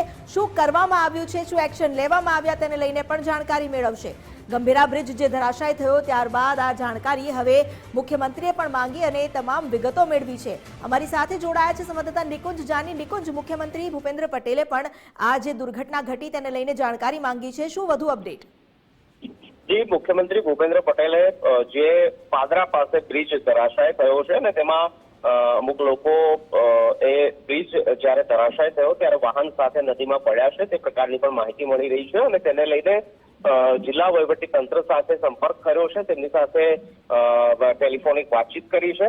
અલબત્ત પ્રભારી મંત્રી હર્ષ સંઘવી જે છે તેને પણ કલેક્ટર સાથે અને મુખ્યમંત્રી સાથે સમગ્ર વિગતો જે છે તે શેર કરી છે કે આ પ્રકારની ઘટના બની છે અને સરકારે પણ તાબડતોબ ધોરણે રાહત અને બચાવ કામગીરી પૂર ઝડપની અંદર શરૂ કરવા માટેના આદેશ આપ્યા છે. થોડા સમયમાં રાજ્ય સરકારની કેબિનેટ બેઠક પણ શરૂ થવા જઈ રહી છે. તે પહેલા મુખ્યમંત્રી ભૂપેન્દ્ર પટેલે જિલ્લા વહીવટી તંત્ર અને સ્થાનિક પ્રશાસનને તાત્કાલિક ધોરણે રાહત બચાવ કામગીરીની અંદર જોડાઈ જવા માટેની સૂચના આપી છે. અલબત્ત કેબિનેટ બેઠક બાદ પ્રભારી મંત્રી પણ ઘટના સ્થળની મુલાકાત માટે જઈ શકે તે પ્રકારની માહિતી મળી રહી છે. પ્રાથમિકતા પહેલી રાહત અને બચાવ કામગીરીની છે. ત્યારબાદ આ ઘટના કેમ બની, કયા કારણોસર બની, કોનો દોષ છે, તે તમામ મુદ્દાને લઈને સરકાર જે છે તે તપાસ કરશે તે પ્રકારની માહિતી મળી રહી છે. જે નિકુંજ, આભાર આપનો જાણકારી આપવા માટે. તો સરકાર હરકતમાં આવી છે, મુખ્યમંત્રી પણ આ અંગે તમામ વિગતો મેળવી છે અને જવાબદારી કોની બને છે તે પણ અહીં નિશ્ચિત કરવામાં આવશે. ત્યારબાદ જે જવાબદાર છે તેની સામે કડકમાં કડક પગલાં લેવામાં આવશે. સરકાર દર વખતે બાંહેધરી આપે જ છે અને એટલા માટે જ પોલિસીઓ પણ રચવામાં આવે છે. વિજય, સવાલ પાછો ત્યાં ને ત્યાં જ આવીને ઊભો છે કે જ્યારે આવી કોઈ ઘટના બને તો સરકાર હરકતમાં આવે, પ્રશાસન દોડતું થાય, પરંતુ ત્યારબાદ શું? ફરી એકવાર ઢીલી નીતિ અને ઢીલી નીતિને કારણે ફરી એકવાર આવી ઘટનાઓનું પુનરાવર્તન. શું આ જ સિલસિલો ચાલતો રહેશે? અટકે એ માટે આપણે રાહ જોવી જોઈએ, કારણ કે આજે કેબિનેટની બેઠક પણ ગાંધીનગરમાં મળી રહી છે. તો સંભવત રીતે આ મુદ્દો સૌથી પહેલો ચર્ચામાં કેન્દ્ર સ્થાને હશે અને એના જ આધાર પર હવે એ કામગીરી થશે, કારણ કે સરકાર ત્યાં પહોંચશે. પ્રભારી મંત્રી જે વડોદરાના છે, ગૃહ રાજ્યમંત્રી હર્ષ સંઘવીએ ત્યાં કલેક્ટર સાથે, અધિકારીઓ સાથે ટેલિફોનિક ચર્ચા કરી. મુખ્યમંત્રી પણ કેબિનેટ બેઠક બાદ ચર્ચા કર્યા બાદ આગામી કામગીરી શું હોઈ શકે છે, કોની જવાબદારી છે, કોની બેદરકારી છે, એ તમામ પાસાઓ ઉપર અભ્યાસ કરીને સરકાર કોઈક એક્શન લેશે એવી આશા અત્યારે રાખવી પડે આપણે. પરંતુ એ દર વખતે આપણે રાખીએ છીએ કોઈ પણ ઘટના બની હોય ત્યારે, અને જે પ્રકારે કામગીરી થાય છે ને ત્યારબાદની જે કામગીરી બાદના પરિણામો જોવા મળે છે કે જેના પર જે એક્શન લેવાયા હતા એવા વ્યક્તિઓ કાં તો ફરીથી નોકરી પર જોડાયા હોય, માત્ર સસ્પેન્શનની તલવાર લટકી હોય, કે પછી નાની મોટી કોઈ સજાનો એમને ભાગ મળ્યો હોય, પરંતુ કોઈ ઠોસ કાર્યવાહી નથી થતી કે આવા કેસોની અંદર. એના કારણે પરિસ્થિતિ સર્જાય છે. પરંતુ અત્યારે આ દુર્ઘટનાને કારણે સૌથી વધુ અસર છે તે ત્યાંના નાગરિકોને પડી રહી છે. એની અંદર ખાસ કરીને જે જંબુસર ભરૂચથી પાદરા જતા લોકોને હવે 40 કિલોમીટર વધુ ફરીને જવું પડશે, કારણ કે અત્યાર સુધીના અહેવાલ પ્રમાણે આ બ્રિજ તૂટ્યાની ઘટના બાદ વહીવટીતંત્ર દ્વારા કોઈપણ પ્રકારનો વૈકલ્પિક માર્ગ સૂચવવામાં નથી આવ્યો. તેના કારણે હજારો વાહન ચાલકો હાલમાં પરેશાની ભોગવી રહ્યા છે ને તેના જ કારણે તેમને લાંબી કતારમાં પણ લાગવું પડી રહ્યું છે, કારણ કે આનો કોઈ ઉકેલ નથી. અને સૌથી અગત્યની વાત એ પણ છે કે આ જે દુર્ઘટના બની તેની અંદર જે વાહનો ખાબકવાના જે આંકડો છે તે વધી શકે છે, કારણ કે પ્રત્યક્ષદર્શીઓના અલગ અલગ દાવાઓ પણ થઈ રહ્યા છે કે સૌ પ્રથમ એવું જોવા મળ્યું કે માત્ર એક ટેન્કર લટકતું હતું અને કોઈક ટેન્કર ચાલક અંદર ખાબક્યો છે, પરંતુ અન્ય વાહનો પણ જેમાં કાર અને બાઇકનો પણ સમાવેશ થાય છે તેવું ત્યાંના સ્થાનિક ધારાસભ્યનું એક પ્રતિક્રિયા પણ સામે આવી છે. એટલે એની સાથે એ ખાબકવાની સાથે લોકો પણ નદીના પ્રવાહમાં તણાયા હશે એવું સ્પષ્ટપણે માનવાના આધાર પરથી અત્યારે રેસ્ક્યુ કામગીરી ચાલી રહી છે. પરંતુ જે ખાસ એટલા માટે એ પણ જોવું પડે, કારણ કે સૌરાષ્ટ્રથી આપતા મોટાભાગના વાહનો આ બ્રિજનો જે ટોલ ટેક્સથી બચવા માટે પણ ઉપયોગ કરતા હોવાના કારણે ભારે વાહનોની અવરજવર અહીંયા સતત રહેતી હતી. આ બધું તંત્રની નજર સમક્ષ અને જાણમાં હોવા છતાં પણ આવો જે જર્જરિત બ્રિજ હોવા છતાં પણ કોઈપણ પ્રકારની કામગીરી ન કરવામાં આવી અને તેના જ કારણે આ પ્રકારની દુર્ઘટના બની છે. હવે એના માટે જવાબદારો સામે શું કડક કાર્યવાહી થાય છે એ તમામ બાબતો પર નજર રાખવી પડશે. અન્યથા બાકી તો કોઈ ઓપ્શન છે નહીં એવું વિપક્ષ પણ કહી ચૂક્યું છે કે આપણે બીજું તો શું કરી શકીએ, કારણ કે વિપક્ષની ઢીલી નીતિ છે, સરકારની ઢીલી નીતિ છે અને અધિકારીઓની બેદરકારી છે, અને એના પરિણામ સામાન્ય જનતા ભોગવી રહી છે. એ આ બ્રિજની દુર્ઘટના પરથી સ્પષ્ટપણે દેખાય છે. અમિતા, બિલકુલ, અહીં પરિણામ તો આખરે જનતા જ ભોગવી રહી છે. એક તો ટેક્સ ભરવાનો, પરંતુ સુવિધા મળે કે ન મળે આવી રીતે જીવ જોખમમાં જરૂર મૂકવાના. પુલ જે તૂટી ગયો, આ પુલ જે એક મહત્વની કડી છે વ્યાપારને જોઈએ તો પણ મધ્ય ગુજરાત અને સૌરાષ્ટ્ર આ બંનેને વચ્ચે જોડતી આટલી મહત્વની કડી, અને આટલા રિપોર્ટ છતાં પણ જો અધિકારીઓ સાવ ઊંઘમાં જ હોય તેવી રીતે વર્તતા હોય, હવે આમાં આપણે પણ કોને જવાબદાર ગણવા? આપે એ વાત પણ કરી કે જવાબદાર હશે એની સામે પગલાં લેવાશે. કડક પગલાંની વાતો જરૂર થાય છે, કાયદાકીય ગૂંચમાં એવા અટવાઈ જવાય છે, અને પછી શું? પછી આરોપીઓ જે હોય એ પૈસાના જોરે બહાર ફરતા થઈ જાય. સૌથી વધુ કોઈ પીસાય તો એ સામાન્ય જનતા. આખરે સામાન્ય જનતાનો વાંક શું? સામાન્ય જનતાનો વાંક છે કે તેમની જાગૃતતા થોડી હજી ઓછી પડે છે, કે પોતાના જે ફરજની સાથે જવાબદારીઓ છે એ જવાબદારીઓની સાથે જવાબદાર અધિકારીઓ પાસેથી જવાબ માંગવા માટે જનતા ક્યાંક આળસ રાખતી હોય, એના કારણે આવી ઘટનાઓ એમને પોતે જ ભોગવવી પડતી હોય છે. આખરે એક નાગરિક તરીકે જો તમે ટેક્સ ચૂકવો છો તો એ ટેક્સના નાણાંમાંથી જે જાહેર મિલકતો છે એ તમારા ઉપયોગ માટે જ્યારે વાપરવાની આવતી હોય તો તે યોગ્ય છે કે કેમ એની પણ તમારી એક ફરજ તો આડકતરી રીતે બને જ છે કે એ યોગ્ય છે કે કેમ એની ચકાસણી કરીને તમે જવાબદાર તંત્રને ઢંઢોળો. જો તમે જવાબદાર તંત્રને નહીં ઢંઢોળો તો આવી દુર્ઘટનાઓ તમારા માટે તંત્ર તરફથી તૈયાર છે, એમાં કોઈ બેમત નથી. કારણ કે આપણે સામાન્ય રીતે ચોમાસામાં જો 3 ઇંચ વરસાદ પડે ને અમદાવાદ જેવા મહાનગરની અંદર ખાડા ખુલ્લા હોય અને એની અંદરથી જો એક બાઇક સવાર તણાઈ જાય અને મૃત્યુને ભેટતો હોય એવી દુર્ઘટનાઓ બનતી હોય તો હાલતા ચાલતા રસ્તા પર એ પણ ધ્યાન રાખવું પડે કે ખાડાની અંદર પડવું પડે છે, તમારી ગાડીઓ સાથે તમારે ખાબકવું પડે છે, તમારા વાહનોને નુકસાન થાય છે, તમને જાનહાનિનું નુકસાન થાય છે. આવી ઘટનાઓ નજર સમક્ષ છે તો અત્યારે એક જ સવાલ સીધો ગુજરાતની અંદર જનતાને ઉઠવો જોઈએ કે શું ખરેખર મારું આ રીતે સુરક્ષિત ફરી શકાય તેવું પરિસ્થિતિનું નિર્માણ રાજ્યમાં છે કે કેમ?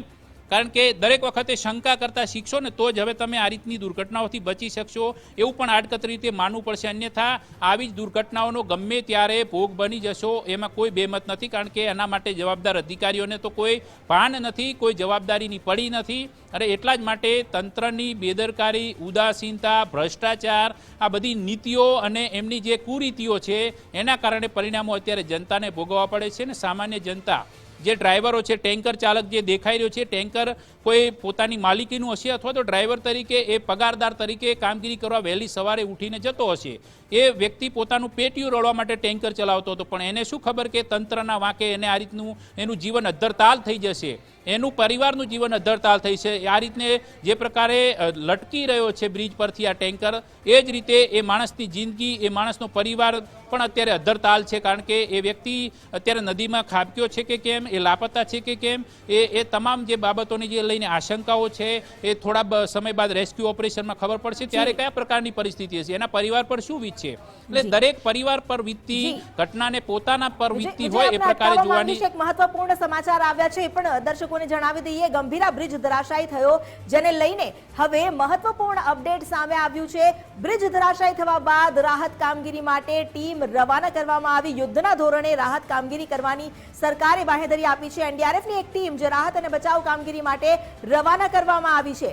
ગંભીરા બ્રિજ ધરાશાયી થયો છે, જેને લઈને હવે સરકાર હરકતમાં આવી છે. એનડીઆરએફની એક ટીમ જે રવાના કરવામાં આવી છે. જેટલા પણ વાહનો નીચે નદીમાં ખાબક્યા છે એમાં કોણ હતું, ક્યાં છે, એ તમામ વિગતો હજુ સુધી અસમંજસ ભરેલી છે. વિજય, અહીં જે નદીમાં ખાબક્યા છે આ વાહનો, હજુ સુધી કોઈ આંકડા સામે નથી આવ્યા, કોઈ નક્કર જાણકારી સામે નથી આવી. આપણે પણ દ્રશ્યો જોયા છે એટલે જ એની ગંભીરતા સમજી શકીએ છીએ, પરંતુ હવે એનડીઆરએફની ટીમ પણ રવાના કરવામાં આવી છે. બિલકુલ, એનડીઆરએફની ટીમ એટલા માટે જરૂરી છે. વડોદરા હેડક્વાર્ટરથી એક ટીમને તાત્કાલિક અસરથી ત્યાં રવાના કરાઈ છે. કારણ કે ત્યાં જે અંદર જે લાપતા લોકો, આપણી સાથે સંવાદદાતા નિકુંજ જાની જોડાયેલા છે. નિકુંજ, એનડીઆરએફની એક ટીમ રવાના કરાઈ છે અત્યારે આ બ્રિજ દુર્ઘટનાને લઈને, શું વધારે જાણકારી? આ દુર્ઘટનાને લઈને સરકારે રાહત અને બચાવ કામગીરી તેજ કરવા માટેના દિશા નિર્દેશ આપ્યા છે અને તેને લઈને એનડીઆરએફની એક ટીમ આ ઘટના સ્થળે રવાના કરવામાં આવી છે. વડોદરા જ એનડીઆરએફનું હેડક્વાર્ટર છે અને ત્યાંથી જ આ ટીમ જે છે તેને તાત્કાલિક ધોરણે ઘટના સ્થળ પર જવા માટેના નિર્દેશ અપાયા છે. જરૂર જણાશે તો વધુ તે ઘટના સ્થળે ડિપ્લોય કરવા સંદર્ભે સૂચના આપવામાં આવી. કેબિનેટ બેઠક પણ થોડા સમય લેટ શરૂ થાય, સમગ્ર ઘટનાક્રમ જે છે તેની માહિતી મેળવી રહ્યા છે. રાહત અને બચાવ કામગીરી પૂર ઝડપથી થાય અને પૂરું તંત્ર જે છે તેની સાથે સંકલન થાય તે માટે પણ તેઓ સતત ટેલિફોનિક વાતચીત કરી રહ્યા છે. એનડીઆરએફની ટીમ પણ એક ઘટના સ્થળે ડિપ્લોય કરાઈ છે. બિલકુલ, આભાર નિકુંજ જાણકારી માટે. તો જે પ્રકારે સમાચાર હવે આવી રહ્યા છે કે રાહત બચાવ કામગીરી માટે એનડીઆરએફની ટીમ છે વડોદરા હેડક્વાર્ટરથી રવાના કરાઈ છે દુર્ઘટના સ્થળ પર. સંભવત જો જરૂરિયાત જણાશે તો વધારે ટીમો પણ ત્યાં ડિપ્લોય કરવામાં આવશે. કારણ કે હજી સુધી એ સ્પષ્ટ નથી થયું કે કેટલા વાહનો, કેટલા લોકો નદીમાં ખાબક્યા છે, લાપતા છે. જો કે હાલ તો બધી જો અને તોની આશંકા આધાર પર કામગીરી કરવામાં આવી રહી છે. લોકો એ પ્રકારની પ્રાર્થના કરી રહ્યા છે કે કોઈ પણ પ્રકારની જાનહાનિ આ દુર્ઘટનાની અંદર ન થાય અને જે કોઈ પણ લોકો ત્યાં છે અંદર જે પ્રકારે વાહનો ખાબક્યા છે તમામ જે બાબતો છે એ તમામ જે વાહનો છે એને સહી સલામત રીતે બહાર કાઢી લેવાય તેવી પ્રાર્થના લોકો કરી રહ્યા છે. પરંતુ ગંભીરતાની જે દુર્ઘટના છે તેની ગંભીરતાને જોતા સ્પષ્ટપણે એવું માનવામાં આવી રહ્યું છે કે લોકોને રાહત બચાવ કામગીરીની અંદર વધુ ટીમો પણ મોકલવામાં આવશે અને તેના માટે પ્રભારી મંત્રી પણ અત્યારે દેખરેખ રાખી રહ્યા છે. આ બધા વચ્ચે કોંગ્રેસના નેતા શક્તિસિંહ ગોહિલ છે તેમણે પણ ટ્વીટ કરીને આ ઘટનાને ઉજાગર કરી છે. છે તેમણે સ્પષ્ટ કહ્યું છે કે આ દુર્ઘટના સર્જાઈ છે તેની અંદર વહીવટી તંત્ર તાત્કાલિક અસરથી બચાવ કામગીરી હાથ ધરે. જો કે ઉલ્લેખનીય છે કે આ બ્રિજ મધ્ય ગુજરાત સૌરાષ્ટ્રને જોડતો બ્રિજ ગણાય છે અને વધુ પડતા ટ્રાફિક જામની પણ સમસ્યા સર્જાય છે. એ ટ્રાફિક જામની સમસ્યા લે એના પરથી તો સ્પષ્ટ છે કે બ્રિજ મહત્વનો છે, એટલા માટે ટ્રાફિકની અવરજવર વધુ હતી અને વધુ અવરજવરવાળો. આપણી સાથે એક નાગરિક પણ જોડાયા છે, હાર્દિકભાઈ રબારી, કે તેઓ આ બ્રિજ પરથી રોજ અપડાઉન કરે છે. હાર્દિકભાઈ, ગુજરાત ફર્સ્ટમાં સ્વાગત છે. સર નમસ્કાર, ગુડ મોર્નિંગ. અમે દરરોજ આ રોડે અપડાઉન કરતા હતા ડેલી. આજે થોડું મારે લેટ થઈ ગયું. હેલો. હા, બોલો બોલો. સર, હવે જ્યારે બ્રિજની શરૂઆત કરીએ કે માતાજીને પ્રાર્થના કરીએ મહીસાગર માતાને કે આ બ્રિજ અમને દરરોજ વ્યવસ્થિત રીતે પાર કરાવી દે. ઘણા સમયથી 4-5 વર્ષથી આ જર્જરિત હાલતમાં આ બ્રિજ હતો, પણ તંત્ર ઘણા સમયથી ઊંચું જ રહ્યું. હાર્દિકભાઈ, તમે રજૂઆત કરી હતી કોઈ?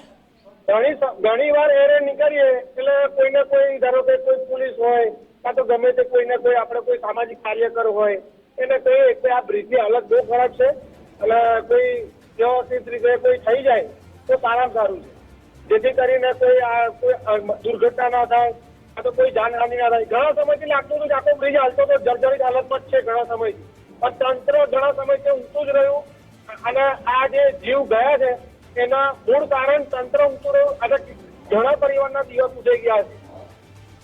ઘણા પરિવારના દિવસ ઉજાઈ ગયા છે કારણ કે તંત્ર ઊંચું રહ્યું 100%. અને મહત્વની વસ્તુ એ કે જ્યારે બ્રિજ ચાલુ કરીએ, શરૂઆત કરીએ તો માતાજી મહીસાગરને પ્રાર્થના કરીએ કે માતાજી આ બ્રિજ અમે જે લગી પાર ના કરીએ તે લગી તો અમારી જોડે રહેજે, એમ કરીને બ્રિજ પોતાનો જીવ જોખમમાં નાખીને નોકરી જવા માટે બધા કોઈ પણ વ્યક્તિ બાઇક લઈને જતો હોય, કોઈ તે ગાડી લઈને જતો, ટ્રક વાળો ઇવન ભગવાનને માતાજી પ્રાર્થના કરી નીકળતો હશે. બિલકુલ આભાર હાર્દિકભાઈ. તો આ જે સ્થાનિક નાગરિકો છે કે જે ત્યાંથી રોજ અવર જવર કરતા હતા તેમનો પણ સ્પષ્ટપણે ગંભીર આરોપ છે કે આ બ્રિજ જે છે એ બ્રિજ બિલકુલ હાલતો હતો અને ગંભીર રીતે ક્ષતિગ્રસ્ત હતો. એ રોજ અપડાઉન ત્યાંથી કરતા હતા એટલે તેમને ખબર છે કે અહીંથી નીકળવું હોય તો માતાજીને પ્રાર્થના કરીને નીકળવું પડે છે કે સહી સલામત રીતે આ બ્રિજ પરથી પસાર થઈ શકીએ. પરંતુ એ માતાજીને પ્રાર્થના કરીને નીકળતા એ નાગરિકો છે, નાગરિકોએ રજૂઆત કરી ચૂક્યા છે. રજૂઆત છતાં તંત્ર ન જાગ્યું એટલે આ પ્રકારની દુર્ઘટના બની છે એવું સ્પષ્ટપણે અહીંયા દેખાઈ આવે છે. આ બેદરકારીભર્યું કૃત્ય છે. એના માટે જવાબદાર અધિકારીઓને તાત્કાલિક અસરથી સસ્પેન્ડ કરીને તેમની સામે આગામી સમયની અંદર કડક રીતે કાયદાકીય કાર્યવાહીની અંદર લઈ જવા જોઈએ ને ઉદાહરણરૂપ સજારૂપ દાખલો બેસે એવું થાય તો જ આગામી સમયની અંદર અન્ય વિસ્તારોની અંદર કે જ્યાં પણ આ પ્રકારે જર્જરિત બ્રિજ છે જે સરકારના રિપોર્ટના સર્વે રિપોર્ટ બાદ આવી ચૂક્યા છે. 35,700 બ્રિજનું સર્વેની કામગીરી સરકારે કરી હતી ને ત્યારબાદ એવું લાગ્યું હતું કે 12 બ્રિજ બંધ કરીશું, 24 બ્રિજનું સમારકામ કરીશું, 145 કરોડ રૂપિયા ગ્રાન્ટ પણ આપીશું સમારકામનું. પરંતુ એ સમારકામની ગ્રાન્ટ આપ્યા બાદ શું ખરેખર એ ગ્રાન્ટમાંથી સમારકામ થયું હતું કે કેમ? કારણ કે એ સમારકામ પૈકીના બ્રિજમાં આ બ્રિજનો પણ મુજપુરા ગંભીરા બ્રિજનો પણ સમાવેશ થતો હતો, સિંધરોડ બ્રિજ છે એનો પણ સમાવેશ થતો હતો. તો આ બ્રિજ પર શું આ પ્રકારની કોઈ કામગીરી થઈ હતી કે કેમ એને લઈને પણ સવાલ ઉઠે છે. જો થઈ હોય તો એ સમારકામના રૂપિયા અત્યારે નદીમાં વહી ગયા છે ને અનેક લોકોના જીવ સાથે પણ ખેલતા ગયા છે કારણ કે એના માટે જવાબદાર બેદરકાર અધિકારીઓની નીતિ પણ આની અંદર રહી હશે અને તેના જ કારણે આ પ્રકારની દુર્ઘટના બની છે એવું સ્પષ્ટપણે દેખાય છે. અમિતા, વિજય, સાચી વાત છે. અહીં એવું જ લાગી રહ્યું છે કે 145 કરોડ જે આપ્યા હતા, ગ્રાન્ટ ફાળવવામાં આવી હતી, એ તો પાણીમાં જ ગયા. કારણ કે એક બ્રિજ હોય તો સમજ્યા, પરંતુ આવી ગુજરાતની જ આપણે જો ઇતિહાસ જોઈએ તો 4 થી 5 વર્ષમાં કેટલાય બ્રિજમાં આવી ક્ષતિઓ અને આ પ્રકારની દુર્ઘટનાઓ ઘટી છે. સદનસીબે ગુજરાતીઓના જે નસીબ સારા છે કે મોટી જાનહાનિ નથી થઈ, પરંતુ આ ઘટનામાં તો એ કહેવું પણ મુશ્કેલ છે કારણ કે સવારના સમયે જ્યારે ભારે વાહનોની અવરજવર હોય છે, સૌથી વધુ અવરજવર ભારે વાહનોની સવારના સમયે હોય છે અને ત્યાં જ આ બ્રિજ આવો જે રીતે તૂટી ગયો છે. હવે આ જે વધુ જાણકારી છે કે કેટલા લોકો અંદર છે, કેટલાનું રેસ્ક્યુ કરવામાં આવ્યું, એ અંગે પણ હજુ સુધી જે અસમંજસ છે સ્પષ્ટતા નથી આવી.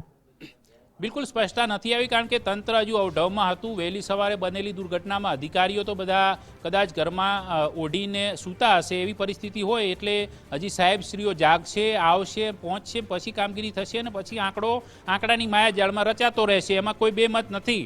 પરંતુ અત્યારે જે અહેવાલ છે તે અનુસાર ઘટનાની ગંભીરતાને જોતા મોટાભાગના જે ઉચ્ચ અધિકારીઓ છે ઘટના સ્થળ પર પહોંચ્યા છે, એટલે કામગીરી કરી રહ્યા છે. એ કામગીરીના અરસાની અંદર આપણા ફોન પણ કેટલાક અધિકારીઓ નથી ઉંચકી રહ્યા. એનું કારણ પણ એવું જણાવવું રહ્યું કે એ લોકો કદાચ કામગીરી કરતા હશે, પરંતુ હજી આકલન કરવામાં વ્યસ્ત છે કે કેટલા લોકો કેટલા વાહનો નદીમાં ખાબક્યા છે, એમને બચાવવા માટે શું કરી શકાય ને એને જ લઈને હવે એક ટીમ છે એનડીઆરએફની હેડક્વાર્ટરથી બોલાવવામાં આવી છે અને એ ટીમ પહોંચશે. એની સાથે ફાયર વિભાગની ટીમ પણ જોડાયેલી છે, પોલીસની ટીમ પણ જોડાયેલી છે, કલેક્ટર સહિતના ઉચ્ચ અધિકારીઓ પણ ઘટના સ્થળે પહોંચ્યા હોવાની વિગતો હાલમાં મળી રહી છે. એટલે અધિકારીઓ મળીને આકલન કરશે અને તમામ બાબતો તમામ પાસાઓને જોશે અને ત્યારબાદ એ પણ સ્પષ્ટ કરશે કે આ ઘટનામાં આટલા વાગે બની હતી, આવું થયું હતું અને એની અંદર આ કામગીરી કરવામાં આવી, હવે આવું કરીશું. એટલે આવું કરીશું એની અંદર સ્પષ્ટપણે એક વાત આવશે કે જે કોઈ પણ જવાબદાર હશે તેની સામે કાયદાકીય કાર્યવાહી કરવામાં આવશે. આ એક વણાયેલો શબ્દ છે કે કોઈ પણ ઘટના બને, દુર્ઘટના બને ત્યારે માત્ર એક લાઈનનો સીધો અને સ્પષ્ટ જવાબ આટલો જ હોય છે કે જવાબદાર સામે કાર્યવાહી કરવામાં આવશે. આ જ શબ્દો ઉચ્ચ અધિકારીઓથી લઈને નેતાઓ સુધી પહોંચશે. નેતાઓ પણ એ જ ભાષામાં જવાબ આપશે, પરંતુ વાસ્તવિક રીતે જે દુર્ઘટનાની અંદર જે પરિવારને હાનિ થઈ હશે, જે પરિવાર પર આગ ફાટી પડ્યાની પરિસ્થિતિ સર્જાઈ હશે, તેના પર શું વીતશે એની કોઈને કોઈ પણ પ્રકારની સંવેદનાઓ નહીં ઝળકે, ચાહે વિપક્ષ હોય, શાસક હોય કે અધિકારીઓ હોય. સામાન્ય લોકો ત્યાં ડરી ડરીને પસાર થતા હતા. તેઓ ત્યાંના જે રોજિંદી અવરજવર કરતા રાહદારીઓનો આરોપ છે એ રાહદારીઓએ રજૂઆતો નેતાઓને કરી હતી, કારણ કે એમના માટે આશરો એ છે કારણ કે એ નેતાની સાથે સંકળાયેલા હોય છે અને નેતાની રજૂઆત કરવા જાય છે, પરંતુ નેતાશ્રીઓ તો માત્ર ખબર છે કે લેટર પેડની અંદર આટલા લેટર આઉટવર્ડ કરવાના, ઇનવર્ડ કરવાના એ પરિસ્થિતિ પર જ જીવતા હોય છે. કદાચ કેટલાક નેતાઓને તો એ પણ ખબર ન હોય ને ઓફિસથી માત્ર કોઈ પણ મુદ્દાને ટાંકીને લેટર સરકાર સુધી, અધિકારીઓ સુધી જતા હશે, એ પરિસ્થિતિ બનતી હશે. ઘટના બની એટલે નેતાશ્રી હવે એવું જોશે કે મારી ઓફિસમાંથી આ મુદ્દે રજૂઆત થઈ હતી એવું લઈને દાવા પણ કરશે કે અમે તો રજૂઆત કરી હતી. વિપક્ષ તરીકે એવું કહેશે કે અમે આ તારીખે રજૂઆત કરી હતી, આ રહ્યો લેટર, પરંતુ વાસ્તવિક રીતે રજૂઆત કરી હતી કે માત્ર લેટર પર, એ પણ એક વિપક્ષના દાવા પર સવાલ તો ઉઠશે જ. શાસક પક્ષમાં પણ એવું હશે કે અમને રજૂઆત મળી હતી તો અમે નવો જનતાની સુખાકારી માટે 4 લેન બ્રિજ બનાવવાની કામગીરી કરવાના છીએ. એટલે એ પણ એક જનતાના પ્રશ્નોને લઈને જે રજૂઆતો હતી એને લઈને પણ ફરીથી રજૂઆત કરશે, આ રીતની જાહેરાતો કરશે કે અમે તો 4 લેન બ્રિજ બનાવવાના હતા, પણ એ પહેલાં જ આ તૂટી ગયો. પણ આ તૂટી કેમ ગયો એનું કોઈ કારણ સાચું સામે નહીં આવે, અથવા તો એની અંદર સંડોવાયેલા અધિકારીઓ, બેદરકાર અધિકારીઓ, જવાબદાર અધિકારીઓ કે જવાબદાર કોઈ પણ અન્ય લોકો, એની સામે કોઈ એક્શન નહીં લેવાય, પરંતુ માત્ર ને માત્ર આર્થિક સહાય જાહેર કરીને કદાચ કોઈ જો મૃત્યુ પામ્યું હશે તો તેના પરિવારને માત્ર એમના જે ઘા હશે, ફેમિલીના જે ઘા છે એના ઉપર આ રીતના 4 લાખ રૂપિયાની સહાયથી એને પર એક પ્રકારે ઢાંક પીછોડો કરવાનો આર્થિક સહાયના નામ પર એક પ્રયાસ કરવામાં આવશે. એનાથી વિશેષ કંઈ આ દુર્ઘટનાની અંદર જો કોઈ કડક કાર્યવાહી થાય ને દાખલારૂપ સજાના ઉદાહરણ જો પૂરું પાડવામાં આવશે તો સંભવત રીતે આગામી સમયની અંદર આવી દુર્ઘટનાઓ ગુજરાતની અંદર અટકી જશે અને તો જ અકાળે થતા અવસાનને જાનહાનિ પર રોક લાગી શકશે. અમિતા, બિલકુલ વિજય, જે અત્યારે આ દુર્ઘટના ઘટી છે, આકાશી દ્રશ્યો પણ એના સામે આવ્યા છે. કેટલી ભયંકર જે દુર્ઘટના છે તેના આ પુરાવો છે. જે ઉપરથી દ્રશ્યો જોવામાં આવી રહ્યા છે, સ્પષ્ટ દેખાય છે બ્રિજનો એક આખો સ્પાન જે તૂટી ગયો છે. ભ્રષ્ટાચારના બ્રિજમાં આને તો ભંગાણ પણ ના કહેવાય, કારણ કે ભંગાણમાં તો તોય થોડું ઘણું હોય કંઈક, પરંતુ આ બ્રિજ દુર્ઘટનામાં તો આખો બ્રિજનો એક સ્પાન તૂટી ગયો છે. શક્તિસિંહ ગોહિલે પણ સોશિયલ મીડિયા સાઇટ એક્સ પર પોસ્ટ કરી આ બ્રિજને લઈને કહ્યું છે કે રાહત અને બચાવ કામગીરી તાત્કાલિક કરવામાં આવે. ગંભીરા બ્રિજ જે અચાનક જ ધરાશાયી થતા જે મોટી દુર્ઘટના સર્જાઈ છે, આ દુર્ઘટના બાદ તાત્કાલિક હવે રાહત અને બચાવ કામગીરી કરવામાં આવે, કારણ કે આ મધ્ય ગુજરાત અને સૌરાષ્ટ્રને જોડતો એક મહત્વનો બ્રિજ હતો. આ બ્રિજ તૂટી પડતા ટ્રાફિક જામની પણ સમસ્યા સર્જાઈ છે. કેટલાય લોકો જેમણે હવે 40 કિલોમીટર ફરીને જવું પડશે. ગંભીરા બ્રિજ દુર્ઘટનાને લઈને શક્તિસિંહ ગોહિલે તાત્કાલિક પ્રશાસનને દોડતું થવા અપીલ કરી છે.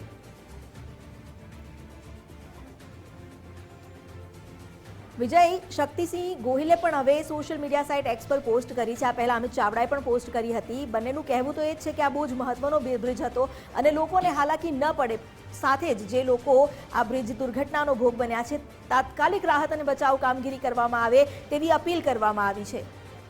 મહત્વનો બ્રિજ હતો એટલે જ મહત્વના પ્રશ્નો પેદા થાય છે કે જવાબદાર કોણ.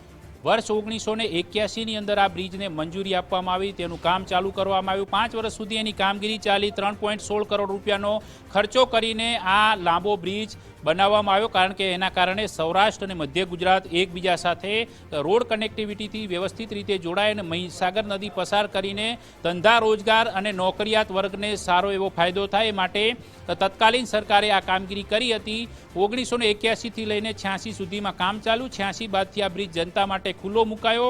ત્યારબાદની પરિસ્થિતિ એવી બની કે બ્રિજ 30 વર્ષ ઉપર ક્રોસ કરી ચૂક્યા બાદ એનું ઇન્સ્પેક્શન થવું આવશ્યક છે, કારણ કે એનો જે સ્ટ્રક્ચર ફ્લેક્સિબિલિટી રિપોર્ટ, જે ફિઝિબિલિટી રિપોર્ટ છે, જે આવવો જોઈએ, એ રિપોર્ટ સમયાંતરે કરવો જોઈતો હોય, હેવી મેન્ટેનન્સની જે એની આવશ્યકતા હોય, કારણ કે આ બ્રિજ મહત્વનો હોવાના કારણે ત્યાં ભારે વાહનોની અવરજવર પણ હતી. તો એના માટે તો જે માર્ગ અને મકાન વિભાગના અંડરમાં બ્રિજ આવે છે, તો એના અધિકારીઓ સમયાંતરે ઇન્સ્પેક્શન કરીને જરૂરિયાત લાગે તો સમારકામ કરવું એ એમની જવાબદારી હતી. અને જો કોઈ પણ બ્રિજ સાવ જર્જરિત છે તો એ બ્રિજને ડેમેજ તરીકે જાહેર કરી અને એ બ્રિજ તોડી પાડવા સુધીની રજૂઆત છે એ પણ માર્ગ અને મકાન વિભાગના સ્થાનિક તંત્ર, એટલે કે ત્યાંના જે જવાબદાર હોય એ નાયબ કાર્યપાલક ઇજનેરથી લઈને તમામ જે પ્રકારના મોટા અધિકારીઓ હોય એમની બને છે. તો એમના એ જવાબદારીપૂર્વક કામ નથી કર્યું. એના કારણે આ સમયાંતરે, કારણ કે આ પહેલી વખત નથી કે ગંભીરા મુજપુરાના બ્રિજને લઈને કોઈ ફરિયાદ ઉઠી હોય, એટલે સવાલ તો એ જ ઉઠે છે કે અઢળક ફરિયાદો છતાં તંત્ર કેમ ના જાગ્યું. આવી દુર્ઘટના બન્યા બાદ હવે તંત્ર જાગશે તો એનો કોઈ મતલબ રહેતો નથી, કારણ કે તમારી બેદરકારીના કારણે તો આ પ્રકારની દુર્ઘટના બની ગઈ ને એની અંદર નિર્દોષોને ભોગવવાનો વારો આવ્યો છે. જ્યારે 2 વર્ષ પહેલાં પણ આ રજૂઆત થઈ હતી કે આ બ્રિજ જર્જરિત છે તો એનું કંઈક કરો સાહેબ, એવું રજૂઆત નેતાઓને થઈ, અધિકારીઓને થઈ. સાહેબે આવેદન લઈ લીધું, રજૂઆતો લઈ લીધી, રિપોર્ટ ટાંકી દીધો, પણ પછી જ્યારે મોરબી પુલકાંડ થયો ત્યારબાદ ગુજરાતની અંદર એક પ્રકારે જે હડકંપ મચ્યો હતો, કારણ કે એ દુર્ઘટના ગુજરાતવાસીઓ ક્યારે ભૂલી શકે નહીં એમના મનની અંદર, કારણ કે તહેવારોની સિઝનની અંદર બનેલી એ દુર્ઘટનામાં જે 134 લોકો નિર્દોષ રીતે જીવ ગુમાવ્યા હતા. ત્યારબાદ એ સવાલ ઉઠ્યો હતો કે ગુજરાતમાં આવા બ્રિજ કેટલા છે.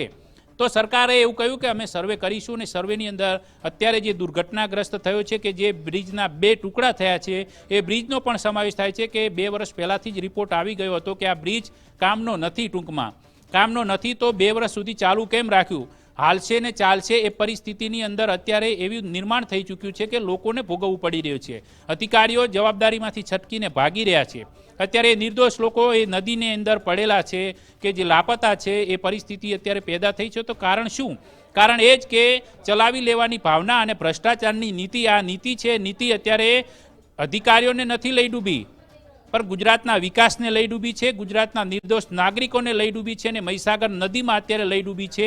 એ પરિસ્થિતિ એટલા માટે પેદા થઈ છે. પરંતુ જ્યાં સુધી કડક સજા નહીં થાય આવા કેસોની અંદર, ત્યાં સુધી કોઈ ઉકેલ આવવાનો નથી. એ પણ સ્પષ્ટપણે એક નિર્વિવાદિત સત્ય ગુજરાતમાં બની ચૂક્યું છે. કારણ કે આપણે અનેક મોટી ઘટનાઓ જોઈ છે. અગ્નિકાંડ હોય, પુલ કાંડ હોય કે બોટ કાંડ હોય, આવા તો અનેક કાંડ છે. કાંડે કાંડ ભર્યા છે, ને કાંડ પાછળ જવાબદાર અધિકારીઓ છે ને એ અધિકારીઓને કોઈ દાખલારૂપ સજા નથી થતી. એટલા જ માટે આવા કાંડ બની રહ્યા છે, બનતા પણ રહેશે, કારણ કે આના પર કોઈ પણ પ્રકારનું આગાહી કરવી શક્ય નથી, કારણ કે એ જ પરિસ્થિતિ પેદા થઈ ચૂકી છે. અમદાવાદ જેવા મહાનગરમાં વરસાદ પહેલાં કરોડો રૂપિયાના આંધણ મૂકીને પ્રી મોન્સૂન એક્ટિવિટીના નામ પર કામગીરી કરે, છતાંય જ્યારે 3 ઇંચ વરસાદની અંદર ખાડામાં લોકો તણાઈને ડૂબી મરતા હોય તો તંત્રએ ડૂબી મરવું જોઈએ કે એમને કર્યું શું? પૈસા ગયા ક્યાં? લોકોના ટેક્સમાંથી આવતા નાણાં સમારકામ માટે આ બ્રિજમાં આપવાના હતા. 2 વર્ષથી કામ ચાલુ હતું કે સમારકામ કરીએ છીએ. અત્યારે આપણી સાથે ટેલિફોનિક વાતમાં નૈનેશભાઈ જે આરએનબીના અધિકારી છે કહી ચૂક્યા કે અમે સમારકામ કર્યું હતું. શેનું કર્યું હતું એ હજી ખબર નથી, અને જોવા જઈએ તો સ્પષ્ટ દેખાય છે કે રોડ પર ખાડા હતા. તો સમારકામ શેનું કર્યું હતું? એ પૈસાથી કયા ખાડા પૂર્યા? એમના પેટનો ખાડો પૂર્યો? એ સવાલ તો ઉઠશે જ, કારણ કે ભ્રષ્ટાચાર તો થયો જ હશે. તો જ આ પ્રકારની ગંભીર ઘટના છે આ ગંભીરા બ્રિજ પર બની. અન્યથા આવું કોઈ કારણ ન હોઈ શકે. 4 લેન બ્રિજ મંજૂરીના નામ પર જનતાને ભ્રમિત કરવાનો પ્રયાસ માત્ર ગણી શકાય, કારણ કે જ્યાં સુધી એ બને નહીં ત્યાં સુધી આપણે માનવું રહ્યું કે એવું કંઈ છે જ નહીં. કારણ કે જો બનતો હશે બ્રિજ તો પણ ગુજરાતમાં એવા દાખલા બન્યા છે કે ચાલુ બ્રિજના કામ હોય અને એ બ્રિજ ચાલુ કામમાં પણ તૂટી પડે. એવા કિસ્સા આપણે સુરતમાં જોયા છે, ચાહે મેટ્રોના પિલર તૂટ્યા હોય કે પાલનપુરનો બ્રિજ હોય કે પછી અન્ય બ્રિજ હોય. ઘણા એવા કિસ્સા આવ્યા છે કે ચાલુ કામગીરીમાં ધરાશયી થયા હોય, પરંતુ એ બ્રિજ બનીને તૈયાર થાય પછી, એક્ટિવ થાય પછી પણ એક આશંકા તો રહે છે કે તંત્રે વ્યવસ્થિત વ્યવસ્થિત કામ કર્યું હશે કે નહીં કર્યું હોય એ આશંકા જનતાના મનમાં એટલે ઘૂસી ગઈ છે, કારણ કે આવી દુર્ઘટનાઓ દર વર્ષે 1-2 વર્ષે જનતાના મગજમાં એ પ્રકારનો એક પ્રેશર આપે છે કે આવી ઘટના ગુજરાતમાં બનતી રહેશે. કેમ બનતી રહેશે? કારણ કે આ પ્રકારે ભ્રષ્ટાચારમાં લિપ્ત તંત્ર બેજવાબદાર બની ચૂક્યું છે, એના અધિકારીઓ બેજવાબદાર બની ચૂક્યા છે, એમને પોતાની જવાબદારીનું કોઈ ભાન નથી. એટલે જનતા સભાન અવસ્થામાં જીવશે તો જીવી શકશે, અન્યથા એમને અકાળે મૃત્યુને ભેટવું પડશે એવી પરિસ્થિતિ ગુજરાતમાં પેદા થઈ છે. બિલકુલ વિજય, હવે તો જનતા ભગવાન ભરોસે છે એવું જ કહેવું રહ્યું. કલેક્ટરે પણ આ જે ઘટના છે તેને લઈને શું નિવેદન આપ્યું હતું તે સાંભળી લઈએ પહેલા.